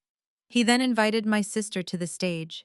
Tasha walked up the carpeted steps, wearing a modest conservative white dress designed specifically to project innocence. She gripped the edges of the podium, taking a deep, shaky breath into the microphone. The massive crowd fell completely silent, hanging on her every word. Brothers and sisters, Tasha began, her voice quivering with expertly practiced emotion. My family is currently facing a terrible storm. The devil is working overtime to destroy the powerful legacy we have built in this community. As you all know, my husband Trent's business was unfairly targeted this week. It is nothing short of a federal witch hunt. The government is trying to tear down a pillar of black excellence because my political campaign threatens the corrupt status quo. Murmurs of agreement and sympathetic amens echoed through the massive sanctuary. Tasha wiped a fake tear from her cheek. They are using dark, unseen forces to frame me and my husband for things we did not do, Tasha preached, her voice rising with dramatic, righteous indignation. They are trying to silence my voice before the election. But I stand before you today to declare that no weapon formed against our family shall prosper. We will not be broken by false allegations. We will not surrender our faith to a corrupt federal agenda. The congregation erupted into thunderous applause. My mother stood up in the front row, raising her hands toward the vaulted ceiling, as if the Holy Spirit itself had just moved through the room. My father clapped loudly, beaming with pride at his daughter's incredible ability to manipulate thousands of people. I locked my phone screen. The time for hiding was officially over. I stepped out of my car and walked directly toward the heavy oak doors of the sanctuary. I did not wear a modest dress. I wore a sharp-tailored crimson power suit that commanded absolute authority. I grasped the heavy brass handles and pushed the doors open with a forceful, resounding thud that echoed like a gunshot across the cavernous room. The thunderous applause began to falter. Heads turned toward the back of the church. I stepped into the center aisle. The thick red carpet silenced my footsteps, but my presence struck the room like a physical shockwave. I kept my posture perfectly straight, my expression an unreadable mask of terrifying calm. I walked slowly and deliberately down the center aisle, forcing every single member of that congregation to look at the daughter my parents had spent years trying to erase. Up on the stage, Tasha's triumphant smile vanished. Her hands gripped the crystal podium so hard her knuckles turned white. The microphone picked up her sharp, terrified gasp. In the front row, my mother stopped waving her hands. Brenda froze mid-praise, her jaw dropping open as she stared at me in sheer, unadulterated horror. My father sank slowly back into the wooden pew, the blood draining completely from his face. The entire sanctuary went dead silent. The suffocating tension was palpable. The senior pastor quickly recognized the immediate threat to his orchestrated service. He leaned toward the microphone, his voice booming with aggressive hostility. "Excuse me, sister," the pastor barked, pointing a demanding finger in my direction. "You are interrupting a sacred service. We do not welcome disruptive spirits in this sanctuary." He looked to the sides of the massive room and signaled his security team. "Ushers, please remove this woman from the building immediately." 4 large men in dark suits stepped into the center aisle, blocking my path to the stage. They marched toward me, fully intending to drag me out of the church to protect Tasha's fragile web of lies. I did not retreat a single inch. I stood my ground, staring directly into my older sister's absolutely panicked eyes. I did not need to fight the corrupt church ushers. Before they could even reach within 5 feet, the heavy oak doors at the back of the sanctuary burst open a second time. The heavy, synchronized stomping of combat boots shattered the silence. A dozen heavily armed United States Marshals quickly stepped through the church doors. 2 weeks later, the Grand Heritage Hotel ballroom was transformed into a glittering monument to Tasha's manufactured political martyrdom. The massive fundraising gala was billed as a defense of community integrity against federal overreach. Crystal chandeliers cast a warm glow over tables draped in gold silk. Waiters carried silver trays loaded with champagne, navigating through the city's most affluent, easily manipulated elite. Tasha stood at the center of the room wearing an emerald gown, playing the role of the persecuted saint to absolute perfection. My parents, Brenda and Marcus, were like loyal bodyguards, accepting sympathetic handshakes and campaign checks from wealthy church members who blindly swallowed the narrative of our family being victimized. Trent held court near the open bar, his white privilege and massive bank accounts seemingly shielding him from the reality of his impending destruction. He clinked glasses with the corrupt local mayor and Chief Miller, laughing loudly, as if the federal government were merely a minor inconvenience he had already swatted away. They celebrated a victory that did not exist, completely unaware that the invisible net I had cast around them was about to snap violently shut. I did not sneak into the gala through a side door or hide in the shadows of the mezzanine. I walked straight through the main grand entrance, my heels clicking sharply against the polished marble floor of the foyer. I wore a striking tailored ivory power suit that contrasted sharply with the dark defensive energy radiating from my family's corner of the room. I bypassed the registration table, ignoring the frantic whispers of the campaign volunteers who recognized my face from the smear articles Trent had funded. I pushed open the heavy mahogany doors leading into the main ballroom, stepping into the glaring light of Tasha's fraudulent empire. The cheerful, arrogant chatter nearest the entrance began to die down instantly. Heads turned, conversations halted mid-sentence. The suffocating silence rippled outward like a tidal wave, moving across the room until it reached the VIP section where my family stood. Tasha froze mid-laugh, her champagne flute trembling in her manicured hand. My mother clutched her chest, her face turning an ashen shade of gray, as she recognized the absolute, unwavering authority in my posture. I did not look at them.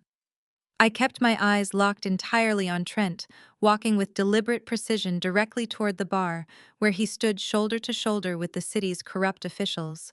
Trent's initial shock was rapidly swallowed by a surge of toxic, entitled rage. He slammed his glass down on the marble bar, his face flushing a dangerous, violent red. He believed that surrounded by his high society friends, the mayor and the police chief, he held the ultimate upper hand. He stormed forward to meet me in the center of the ballroom, bringing Chief Miller and the mayor right along with him as his personal bought and paid for attack dogs. "You have completely lost your mind, Kendra," Trent spat, keeping his voice just low enough to avoid a public screaming match, though the absolute hatred in his eyes was blinding. "You are trespassing at a private, highly secure political event. I warned you what would happen if you kept pushing me. You think you can just waltz in here and intimidate us after everything you have tried to ruin?" I stopped exactly 3 feet away from him, smoothing the lapel of my ivory jacket. "I am not here to intimidate anyone, Trent," I said, my voice echoing clearly in the silent void surrounding us. "I am simply here to witness the return on your investments." Trent scoffed, turning immediately to the heavily decorated police chief standing dutifully at his right side. "Chief Miller, this woman is an uninvited trespasser who has been violently harassing my wife's political campaign. I want her removed from this venue right now. Arrest her for trespassing, disturbing the peace, and whatever else you need to ensure she spends the weekend in a holding cell." My parents had rushed over, standing just behind Trent, nodding eagerly at his command. "Take her away, Chief," my father urged, his voice shaking with desperate hostility. "She is a danger to this family."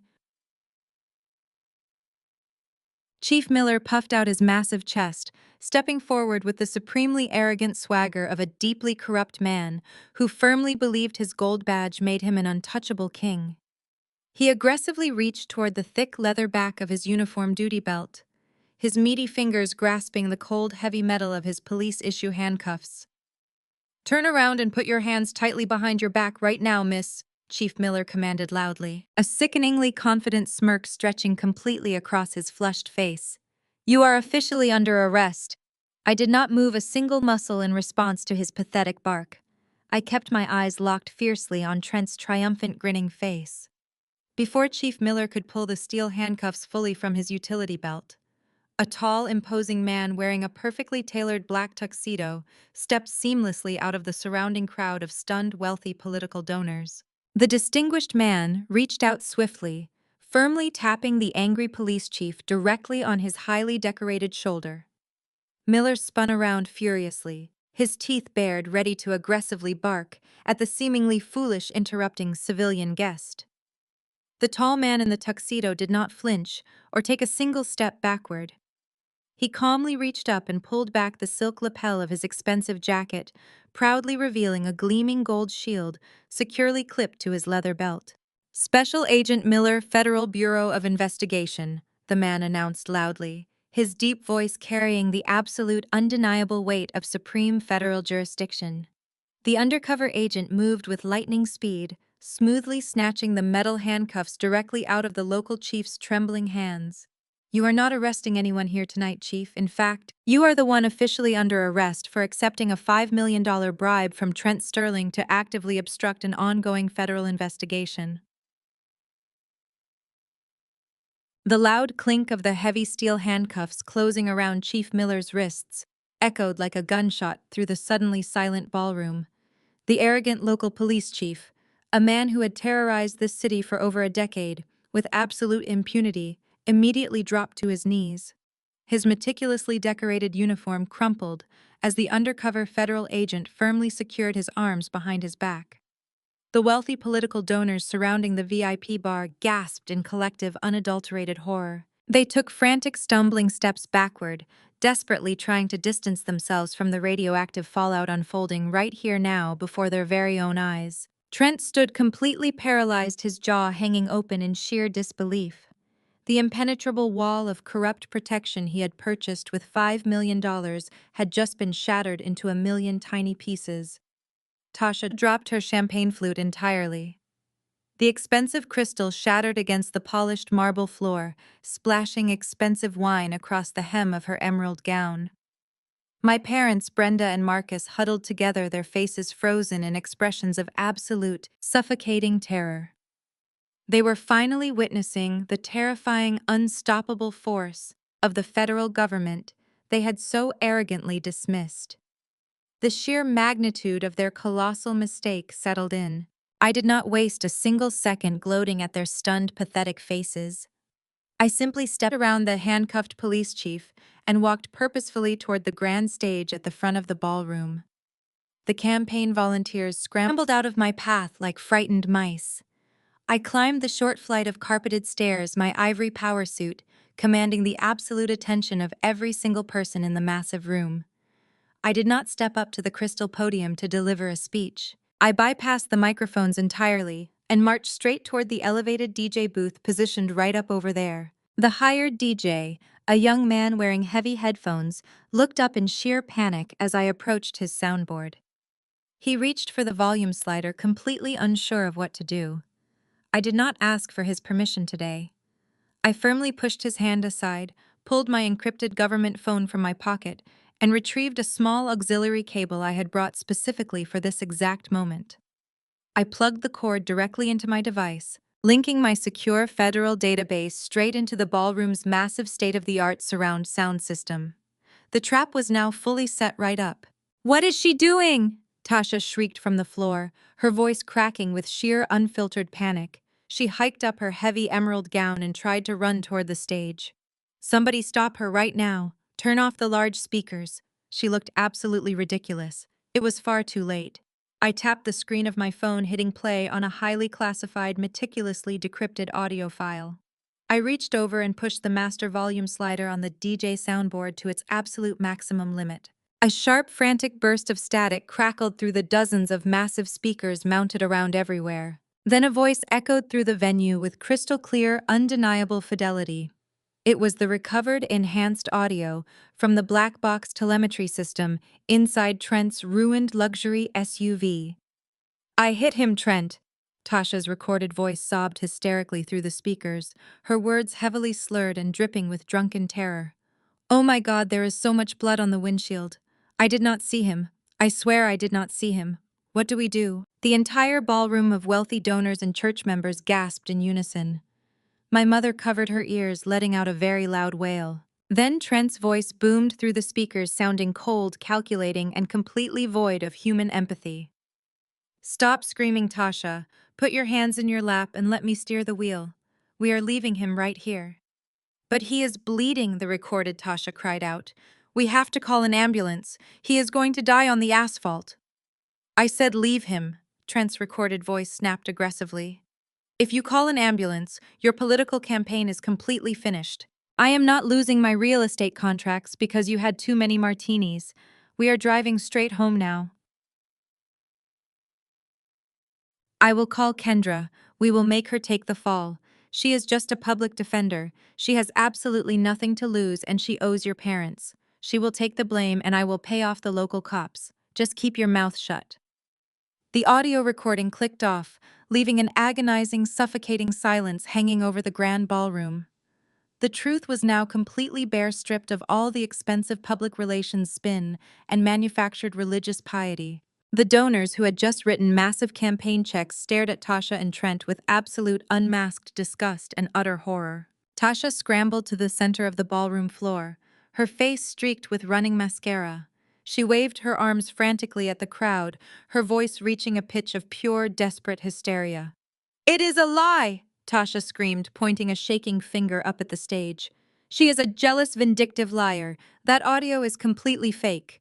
It is a deep fake generated by artificial intelligence. Kendra hired someone to manufacture that recording to ruin my political career because she is a pathetic, broke failure who hates our family." Trent grabbed Tasha's arm, trying to pull her violently back, directly backward, realizing instantly that screaming about deepfakes was only making her look insanely guilty. Trent panicked. "Shut up, Tasha," he hissed, his eyes darting frantically toward the exits, looking for an escape route that no longer existed. Tasha refused to listen. "You all know me," she begged the silent, horrified crowd. "There is absolutely no real, tangible proof at all." Right as the words left her mouth, the heavy mahogany doors swung wide open. The crowd parted instantly. A motorized wheelchair rolled slowly into the glaring light. Sitting in it was a man wrapped in thick medical bandages, flanked by marshals. The heavy doors remained pinned open by federal agents. The wheelchair hummed a mechanical note that pierced the silence of the ballroom.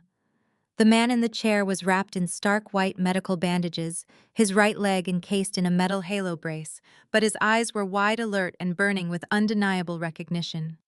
He was the federal witness my sister had drunkenly crushed with a luxury vehicle and left to die on the asphalt. Tasha stumbled backward, her gown catching under her silver heels. She crashed into the VIP bar, knocking over a tower of crystal champagne flutes. The glasses shattered loudly across the floor, breaking the spell that paralyzed the room. Panic exploded like a detonated bomb. The wealthy political donors, local celebrities, and high society church members who had written massive campaign checks transformed into a stampeding mob. They shoved past one another, abandoning designer coats and spilling drinks as they sprinted toward the emergency exits.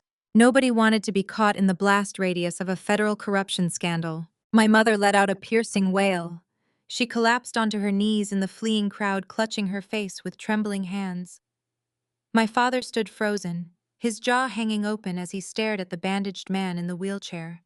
The perfect political candidate they had worshipped at my expense was now definitively exposed as a violent criminal. Trent did not freeze. His ingrained arrogance and unchecked privilege forcefully kicked in, blinding him to the reality of his immediate destruction. He shoved a fleeing volunteer out of his way and marched aggressively toward the federal agents flanking the victim. His face was flushed a dangerous, violent red. He genuinely believed that if he yelled loud enough, his wealth would form a magical barrier against the Justice Department. "Get this circus out of my venue right now!" Trent roared, pointing a furious finger at the lead U.S. Marshal. "You have no legal right to interrupt a private political event. I am calling my legal team. I will have every single one of your badges by tomorrow morning. You think you can wheel an injured man into this ballroom and accuse my wife of a crime? Do you have any idea how much money I contribute to this city? I own the land you are standing on." The lead marshal did not blink at the entitled outburst. He calmly stepped forward, unhooking the heavy steel handcuffs from his tactical belt. "Trent Sterling," the marshal announced, his deep voice cutting through the chaotic noise of the fleeing crowd. "You are under arrest for federal obstruction of justice, bribery of a public official, and conspiracy to commit murder. Turn around and place your hands behind your back." Trent physically recoiled, genuine shock cracking his arrogant facade. "Conspiracy to commit murder," Trent shouted, his voice pitching upward in panic. "I am a real estate developer. I am a prominent businessman. I did not try to murder anyone. You have no jurisdiction here. This is a local traffic issue.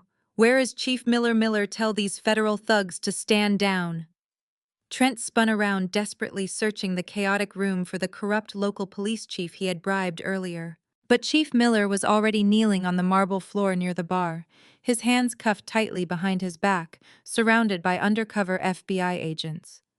The shield of local corruption Trent had purchased for $5 million was gone. Two more marshals swiftly approached Tasha. She was curled into a pathetic ball near the shattered champagne glasses, weeping uncontrollably. Tasha Sterling, a female marshal stated firmly, pulling Tasha up by her arms. You are under arrest for attempted vehicular manslaughter, leaving the scene of an accident, and federal witness tampering. Tasha thrashed wildly, her gown tearing further as the cold steel handcuffs locked around her wrists. Mom, do something, Tasha screamed, looking desperately at our mother still kneeling on the floor. Dad, call someone. Call the mayor. Tell them I am a city council candidate. They cannot do this to me. Kendra, tell them to stop. She looked up at the stage, expecting me to save her after she tried to ruin my life. I remained standing perfectly still at the DJ booth, watching the collapse of their fraudulent empire. Trent was now violently resisting arrest, requiring two federal agents to physically force his arms behind his back. The metal cuffs clicked, securing his wrists tightly. His bespoke Italian suit was rumpled, his silk tie askew. He looked like exactly what he was, a desperate, arrogant criminal stripped of his unearned power. This is highly illegal, Trent continued to scream, spitting the words at the impassive federal agents holding him. You cannot just bypass the local authorities. You need a signed transfer order from a high-ranking federal judge to move a local traffic incident into federal jurisdiction. My lawyers will tear these charges apart in court. I demand to know who authorized this federal sting. Give me a name right now so I can sue them into absolute poverty. I disconnected my phone from the soundboard.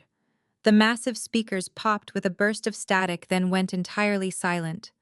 I walked slowly and deliberately down the carpeted stairs of the grand stage, my ivory suit pristine amidst the devastation of the ballroom. The remaining federal agents parted seamlessly to let me pass. My parents watched me approach, their eyes wide with a horrifying realization of the true power I wielded. I walked up to Trent. He was breathing heavily, his chest heaving against the restraints of the federal agents. He glared at me with unfiltered hatred, still oblivious to the reality of his situation. I stopped exactly 1 inch away from him. I looked directly into his panicked eyes, letting the absolute weight of my authority settle over him. I leaned in very close, keeping my voice perfectly calm and terrifyingly low. I signed the transfer order, Trent. Welcome to federal jurisdiction. Trent's knees buckled. The sheer magnitude of my whispered words shattered the final remnants of his manufactured courage. He did not yell. He did not threaten to sue me. He simply stared at me with vacant, terrified eyes as the two federal agents hauled his limp body away. The heavy doors swung shut, sealing his fate. I turned my attention directly to the center of the ballroom. Tasha was already being dragged out by female agents, her emerald gown leaving a trail of spilled champagne. That left only two people standing in the wreckage of the VIP section. My parents. Brenda and Marcus were surrounded by a perimeter of United States Marshals. The political donors and church elders formed a silent circle around them. Nobody offered to help. Nobody offered a prayer. They watched with unblinking fascination. I walked slowly toward my parents, my posture radiating the judicial authority they had spent my life trying to diminish. Marcus saw the federal agents moving closer to him with handcuffs. His survival instinct kicked in, overriding decades of loyalty to his golden child. He threw his hands up, backing away. "Officers, you have to listen to me," Marcus pleaded, his voice cracking with cowardice. "We had absolutely nothing to do with this horrific crime. My wife and I are dedicated deacons at Greater Hope Fellowship. We have built a reputation in this community." Tasha always struggled with secret demons. We tried to get her help, but she refused. We are innocent victims in her tragic downfall. Brenda nodded her head, her dress shimmering under the chandeliers. She pointed her finger toward the doors. She shed no tears for her favorite daughter. "My husband is telling the truth," Brenda cried, playing to the shocked audience. "Tasha lied to us. She told us she hit a deer on the canyon road. We are God-fearing people. We would never cover up a hit and run. We are appalled by her actions. Please, you cannot arrest us. We have Sunday service tomorrow morning. The congregation needs us. We knew absolutely nothing." I stopped directly in front of them, folding my hands neatly. I looked at the people who had raised me, marveling at their stunning, remorseless betrayal. They were throwing their beloved golden child straight to the federal wolves, just to protect their fragile social status. "You always were a terrible liar, Mom," I said, my voice echoing clearly across the dead silent ballroom. "You claim you thought Tasha hit a deer. You claim you knew absolutely nothing about the human being she left bleeding on the asphalt. But your actions on Wednesday night tell a very different, highly criminal story." Brenda swallowed hard, her eyes darting nervously toward the federal agents. "Kendra, tell them to stop. Tell them we are innocent. You are a judge. They will listen to you." "They are listening to me, Mom," I replied smoothly. "And they are also looking at the evidence I authorized them to collect." When the FBI raided Trent's corporate office and his private mansion on Monday morning, they did not just seize his offshore bank accounts. They seized his entire encrypted smart home security system. They downloaded every single byte of high-definition video from the cameras mounted on his extravagant cobblestone driveway. Marcus froze. The remaining color drained entirely from his face. He reached out and grabbed the edge of a cocktail table to keep himself from collapsing onto the marble floor. "I watched the footage myself this afternoon." I continued, making sure my voice carried to the horrified church elders standing nearby. "It is a fascinating piece of cinema. It shows Trent handing the corrupt local police chief a thick envelope of cash. It shows Marcus eagerly encouraging the police to illegally arrest me without a warrant. But the most compelling scene features you, Mom." Brenda began to shake violently. She tried to hide her hands behind her back, but it was far too late for that. "The high-definition night vision cameras captured you walking out of the garage holding a large yellow sponge and a bucket of heavy-duty industrial bleach," I announced mercilessly, dismantling her saintly public image. "The video clearly shows you kneeling on the freezing concrete in your designer clothes. It shows you vigorously scrubbing the human blood off the shattered bumper of Trent's luxury SUV. You scrubbed it for 20 minutes while the victim fought for his life in a hospital bed." The entire ballroom erupted into loud collective gasps. The senior pastor of our church covered his mouth in sheer, unadulterated disgust. The social elite whispered furiously, stepping even further away from my parents, as if their corruption was a contagious disease. "You did not think she hit a deer," I said softly, delivering the final crushing blow. "You knew exactly what you were washing away. You committed a felony to protect a political campaign, and you tried to sacrifice my life to bury the evidence." I turned my head and gave a single sharp nod to the lead FBI agent standing to my left. The agent stepped forward, pulling 2 sets of steel handcuffs from his tactical belt. "Marcus and Brenda Washington," the federal agent declared, his authoritative voice ringing out with absolute finality. "You are both under arrest for tampering with physical evidence, obstruction of justice, and acting as accessories after the fact to attempted vehicular manslaughter." My mother let out a blood-curdling shriek as the cold metal clamped down hard over her expensive jewelry. She thrashed wildly against the agents, her silver sequined dress catching on the velvet ropes. Marcus did not fight back. He simply lowered his head, sobbing tears of absolute humiliation as the handcuffs locked tightly around his wrists. The federal agents marched my parents through the center of the grand ballroom. The people they had spent their entire lives trying to impress watched in absolute silent horror. The glorious, untouchable legacy they had obsessed over was officially dead. The cold environment of the United States District Court provided a contrast to the glittering ballroom where my family's empire crumbled. I sat quietly in the back row of the public gallery, blending in with the handful of journalists and legal clerks. The wooden doors swung open. The heavy clanking of metal chains echoed off the marble floors. Trent and Tasha shuffled into the room flanked by 4 armed marshals. They wore shapeless bright orange prison jumpsuits. Their wrists and ankles were bound by steel shackles. Tasha looked hollowed out. Her hair was a tangled mess, and her face was pale. She kept her eyes glued to the floor, shivering uncontrollably. Trent, however, remained completely blinded by his own staggering privilege. Despite the handcuffs, he walked with his chest puffed out, aggressively scanning the courtroom. He leaned over to his lead defense attorney, Harrison, who had charged a 7-figure retainer just to show up. Trent smirked, nodding confidently, as Harrison patted him on the back. Trent believed this was a temporary inconvenience. He thought his immense wealth would guarantee his release by lunchtime. He actually believed he would sleep in his mansion tonight.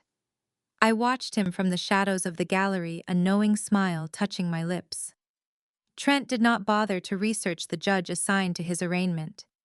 If he had, he would have known that all the money in the world could not buy his freedom today. The heavy wooden door behind the bench opened. "All rise," the bailiff bellowed, demanding absolute silence. "The United States District Court is now in session. The Honorable Judge Arthur Pendleton presiding." Judge Pendleton stepped up to the mahogany bench, his robes billowing around his towering frame. He was a legend in the federal judiciary. More importantly, he was my personal mentor. He had guided my career from a young public defender to a federal appointment. Judge Pendleton famously despised wealthy criminals who believed their bank accounts placed them above the law. He had built his entire reputation by dismantling corrupt politicians and arrogant billionaires. He adjusted his reading glasses, staring down at Trent with a look of pure disgust. "We are here for the arraignment of Trent Sterling and Tasha Sterling," Judge Pendleton announced, his voice rolling like thunder across the courtroom. "The charges include federal obstruction of justice, bribery of a public official, conspiracy to commit murder, and witness tampering." "How do the defendants plead?" Harrison stepped up to the microphone, straightening his expensive silk tie. "Not guilty, Your Honor, and at this time the defense would like to formally submit a comprehensive motion for bail. My client is a prominent, highly respected business leader in this community. He has massive commercial development projects currently underway that employ hundreds of local citizens. He has 0 prior criminal convictions. He is a dedicated family man and pillar of the local church. We are prepared to surrender his passport immediately and post a cash bond of $10 million to guarantee his appearance at all trial dates." Trent stood up a little taller next to his lawyer. He looked around the courtroom, expecting the $10 million figure to draw gasps of awe and secure his immediate release. He practically radiated smugness. Judge Pendleton did not even look at the stack of bail documents Harrison had placed on the podium. He slowly took off his reading glasses and folded his hands deliberately on the bench. He looked directly into Trent's arrogant eyes. "Mr. Harrison, you seem to have a fundamental misunderstanding of the venue you are currently standing in," Judge Pendleton said, his voice dropping to a quiet register. "Your client is not standing before a local magistrate he can invite to his country club.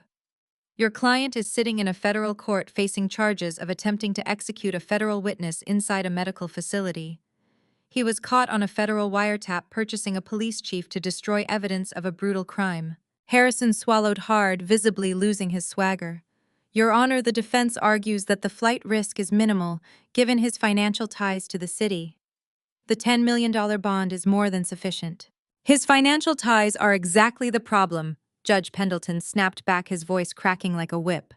"Your client used his vast financial resources to suborn, perjury, bribe law enforcement, and attempt to orchestrate a murder. His wealth makes him a severe threat to the integrity of the judicial process. Furthermore, the court has been informed by the Department of Justice that Mr. Sterling attempted to wire $30 million to offshore accounts mere hours after the FBI raided his offices. Does that sound like a man who intends to stay in this community?" Trent's arrogant smirk vanished instantly. He whipped his head around to glare at his lawyer, his face draining of all color. He had not realized the federal agents had tracked his frantic bank transfers. "Your Honor, we can explain the transfers," Harrison stammered, frantically flipping through his legal pad. "You will have plenty of time to explain them at trial." Judge Pendleton interrupted, striking his heavy wooden gavel against the sounding block with a violent crack. This court finds both defendants to be a profound danger to the community and an extreme flight risk. The defense team's motion for bail is entirely denied.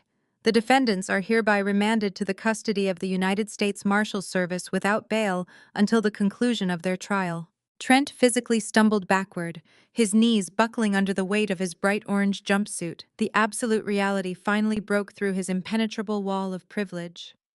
He looked frantically at his highly paid lawyer, demanding a miracle that was never going to come. The marshals grabbed his arms, dragging him forcefully toward the holding cells. His millions of dollars, his expensive lawyers, and his corrupt connections meant absolutely nothing. I was going to a federal prison cell, and there was no way out. The federal justice system moves with a terrifying, inescapable momentum when the evidence is absolute. I did not need to attend the grueling 6-week trial to know exactly how it would end.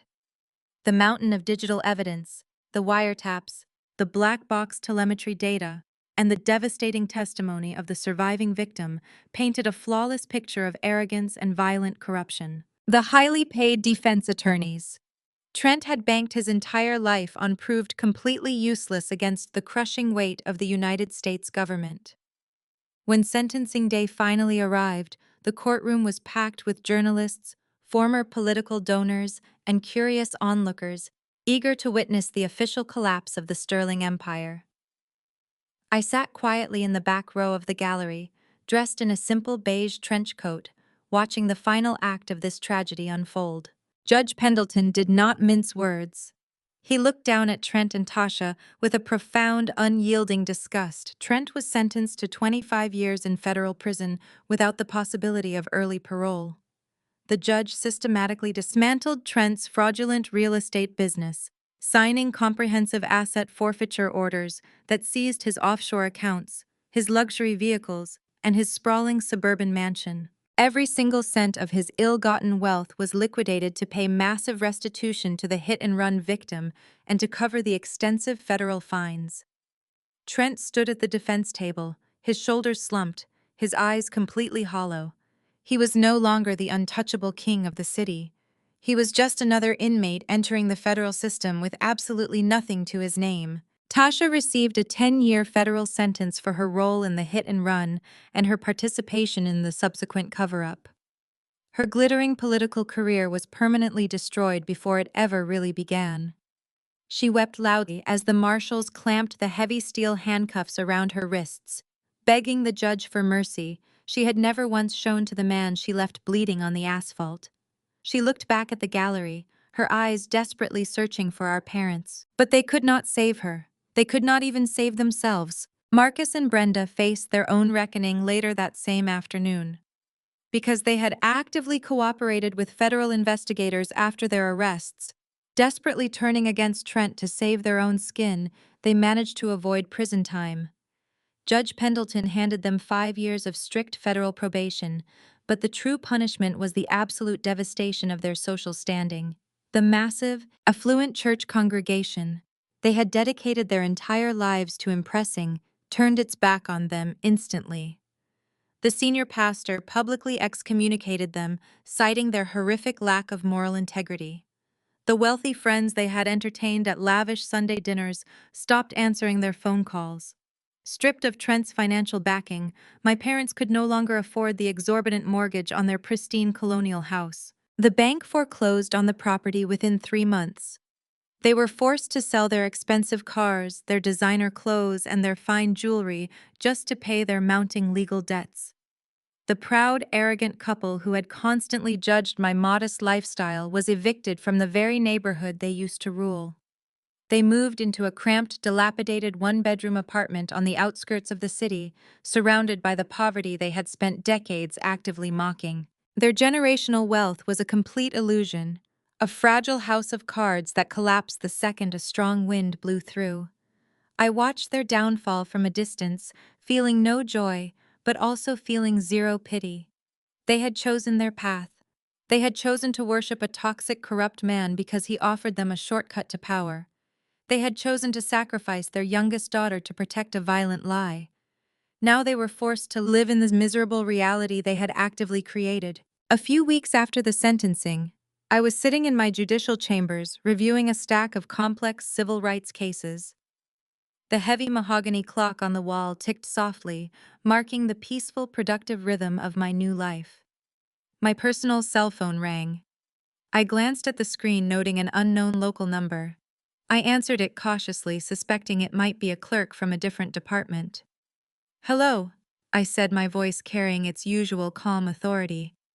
"Kendra, please do not hang up," my mother's voice pleaded through the receiver. She sounded incredibly frail, stripped of all the aggressive, self-righteous confidence that used to define her. "Your father and I had to buy a cheap burner phone just to call you. The probation officers are monitoring our regular lines and we are struggling, Kendra. We are really struggling." I leaned back in my leather executive chair, looking out the large window at the bustling city below. I did not interrupt her. I simply let her speak. "The heating in this awful apartment is broken, and the landlord refuses to fix it," Brenda cried, her voice cracking with desperate, pathetic tears. "Marcus cannot find a job. Nobody in this city will hire him because of the scandal. The legal fees took absolutely everything we had. We barely have enough money for groceries this week.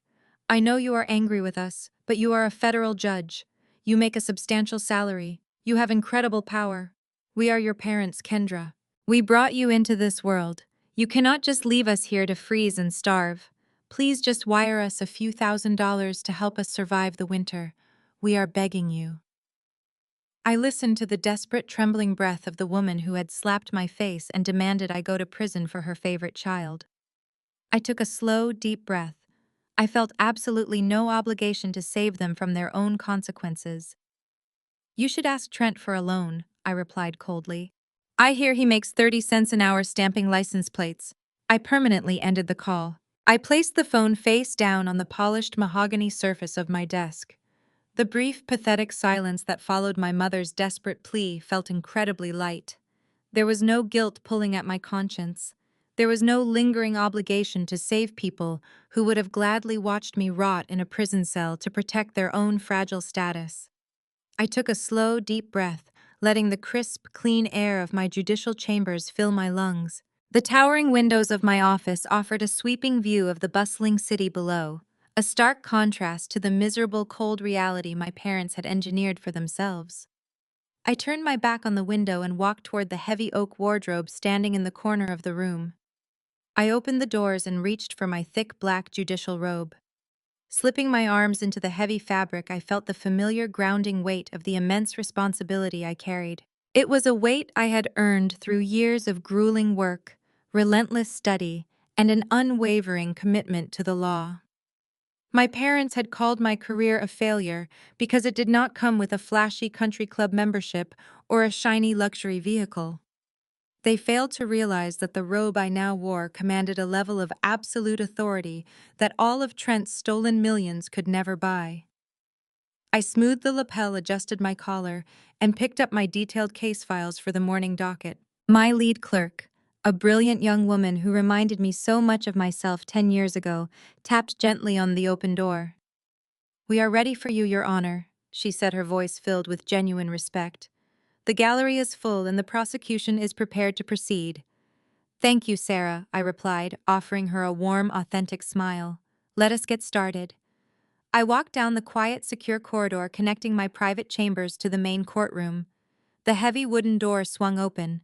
The bailiff, a veteran officer who had worked in the federal building for 2 decades, immediately stood at rigid attention. His booming voice echoed across the massive wood-paneled room. "All rise. The United States District Court is now in session. The Honorable Kendra Washington presiding." I stepped up to the elevated bench, looking out over the crowded courtroom. Every single person in the room stood in absolute respectful silence. The federal prosecutors, the defense attorneys, the armed marshals, and the public gallery all waited for my silent cue. I took my seat in the tall leather chair, resting my hands calmly on the massive desk. "You may be seated," I instructed. The morning docket moved with practiced, efficient precision. I presided over complex civil rights disputes, complicated financial fraud hearings, and difficult sentencing procedures. I treated every single defendant, prosecutor, and witness with the exact same level of unwavering fairness and profound dignity. I did not care about their tax brackets, their political connections, or their social standing. I cared exclusively about the truth. When a wealthy corporate executive tried to use his expensive legal team to bully a vulnerable whistleblower on the stand, I immediately shut down the aggressive line of questioning. I reprimanded the elite attorney with a sharp, undeniable authority that left the entire courtroom in stunned silence. I protected the weak and I held the powerful absolutely accountable. This was the true nature of the justice system I had dedicated my entire life to upholding. During a brief recess, I looked out across the quiet, dignified courtroom. The golden morning light filtered through the high windows, illuminating the Great Seal of the United States, mounted proudly on the wall above my head. I thought about the toxic, twisted definitions of success my family had constantly tried to force upon me. Marcus and Brenda had been utterly obsessed with the concept of Black excellence, but their version of excellence was a cheap, fragile illusion. They believed that true generational wealth was measured by designer dresses, imported cars, and the superficial admiration of a corrupt social circle. They were willing to sacrifice their own daughter to protect a violent criminal simply because he paid their mortgage and funded their extravagant lifestyle. They did not understand that true enduring wealth has absolutely nothing to do with money. True wealth is the quiet, unshakable peace of a clean conscience. It is the ability to look at yourself in the mirror every single morning and know that you did not compromise your integrity to satisfy the greedy demands of toxic people. True excellence is standing firmly in your own power, building a life based on authentic merit, and refusing to let anyone diminish your hard-earned light. I had built a magnificent, fulfilling life completely outside of their suffocating shadow. I was surrounded by dedicated colleagues who respected my intellect, mentors who valued my relentless work ethic, and friends who loved me for exactly who I was. I did not need their fake conditional love. I had already won the only battle that actually mattered. The bailiff called the final case of the morning session.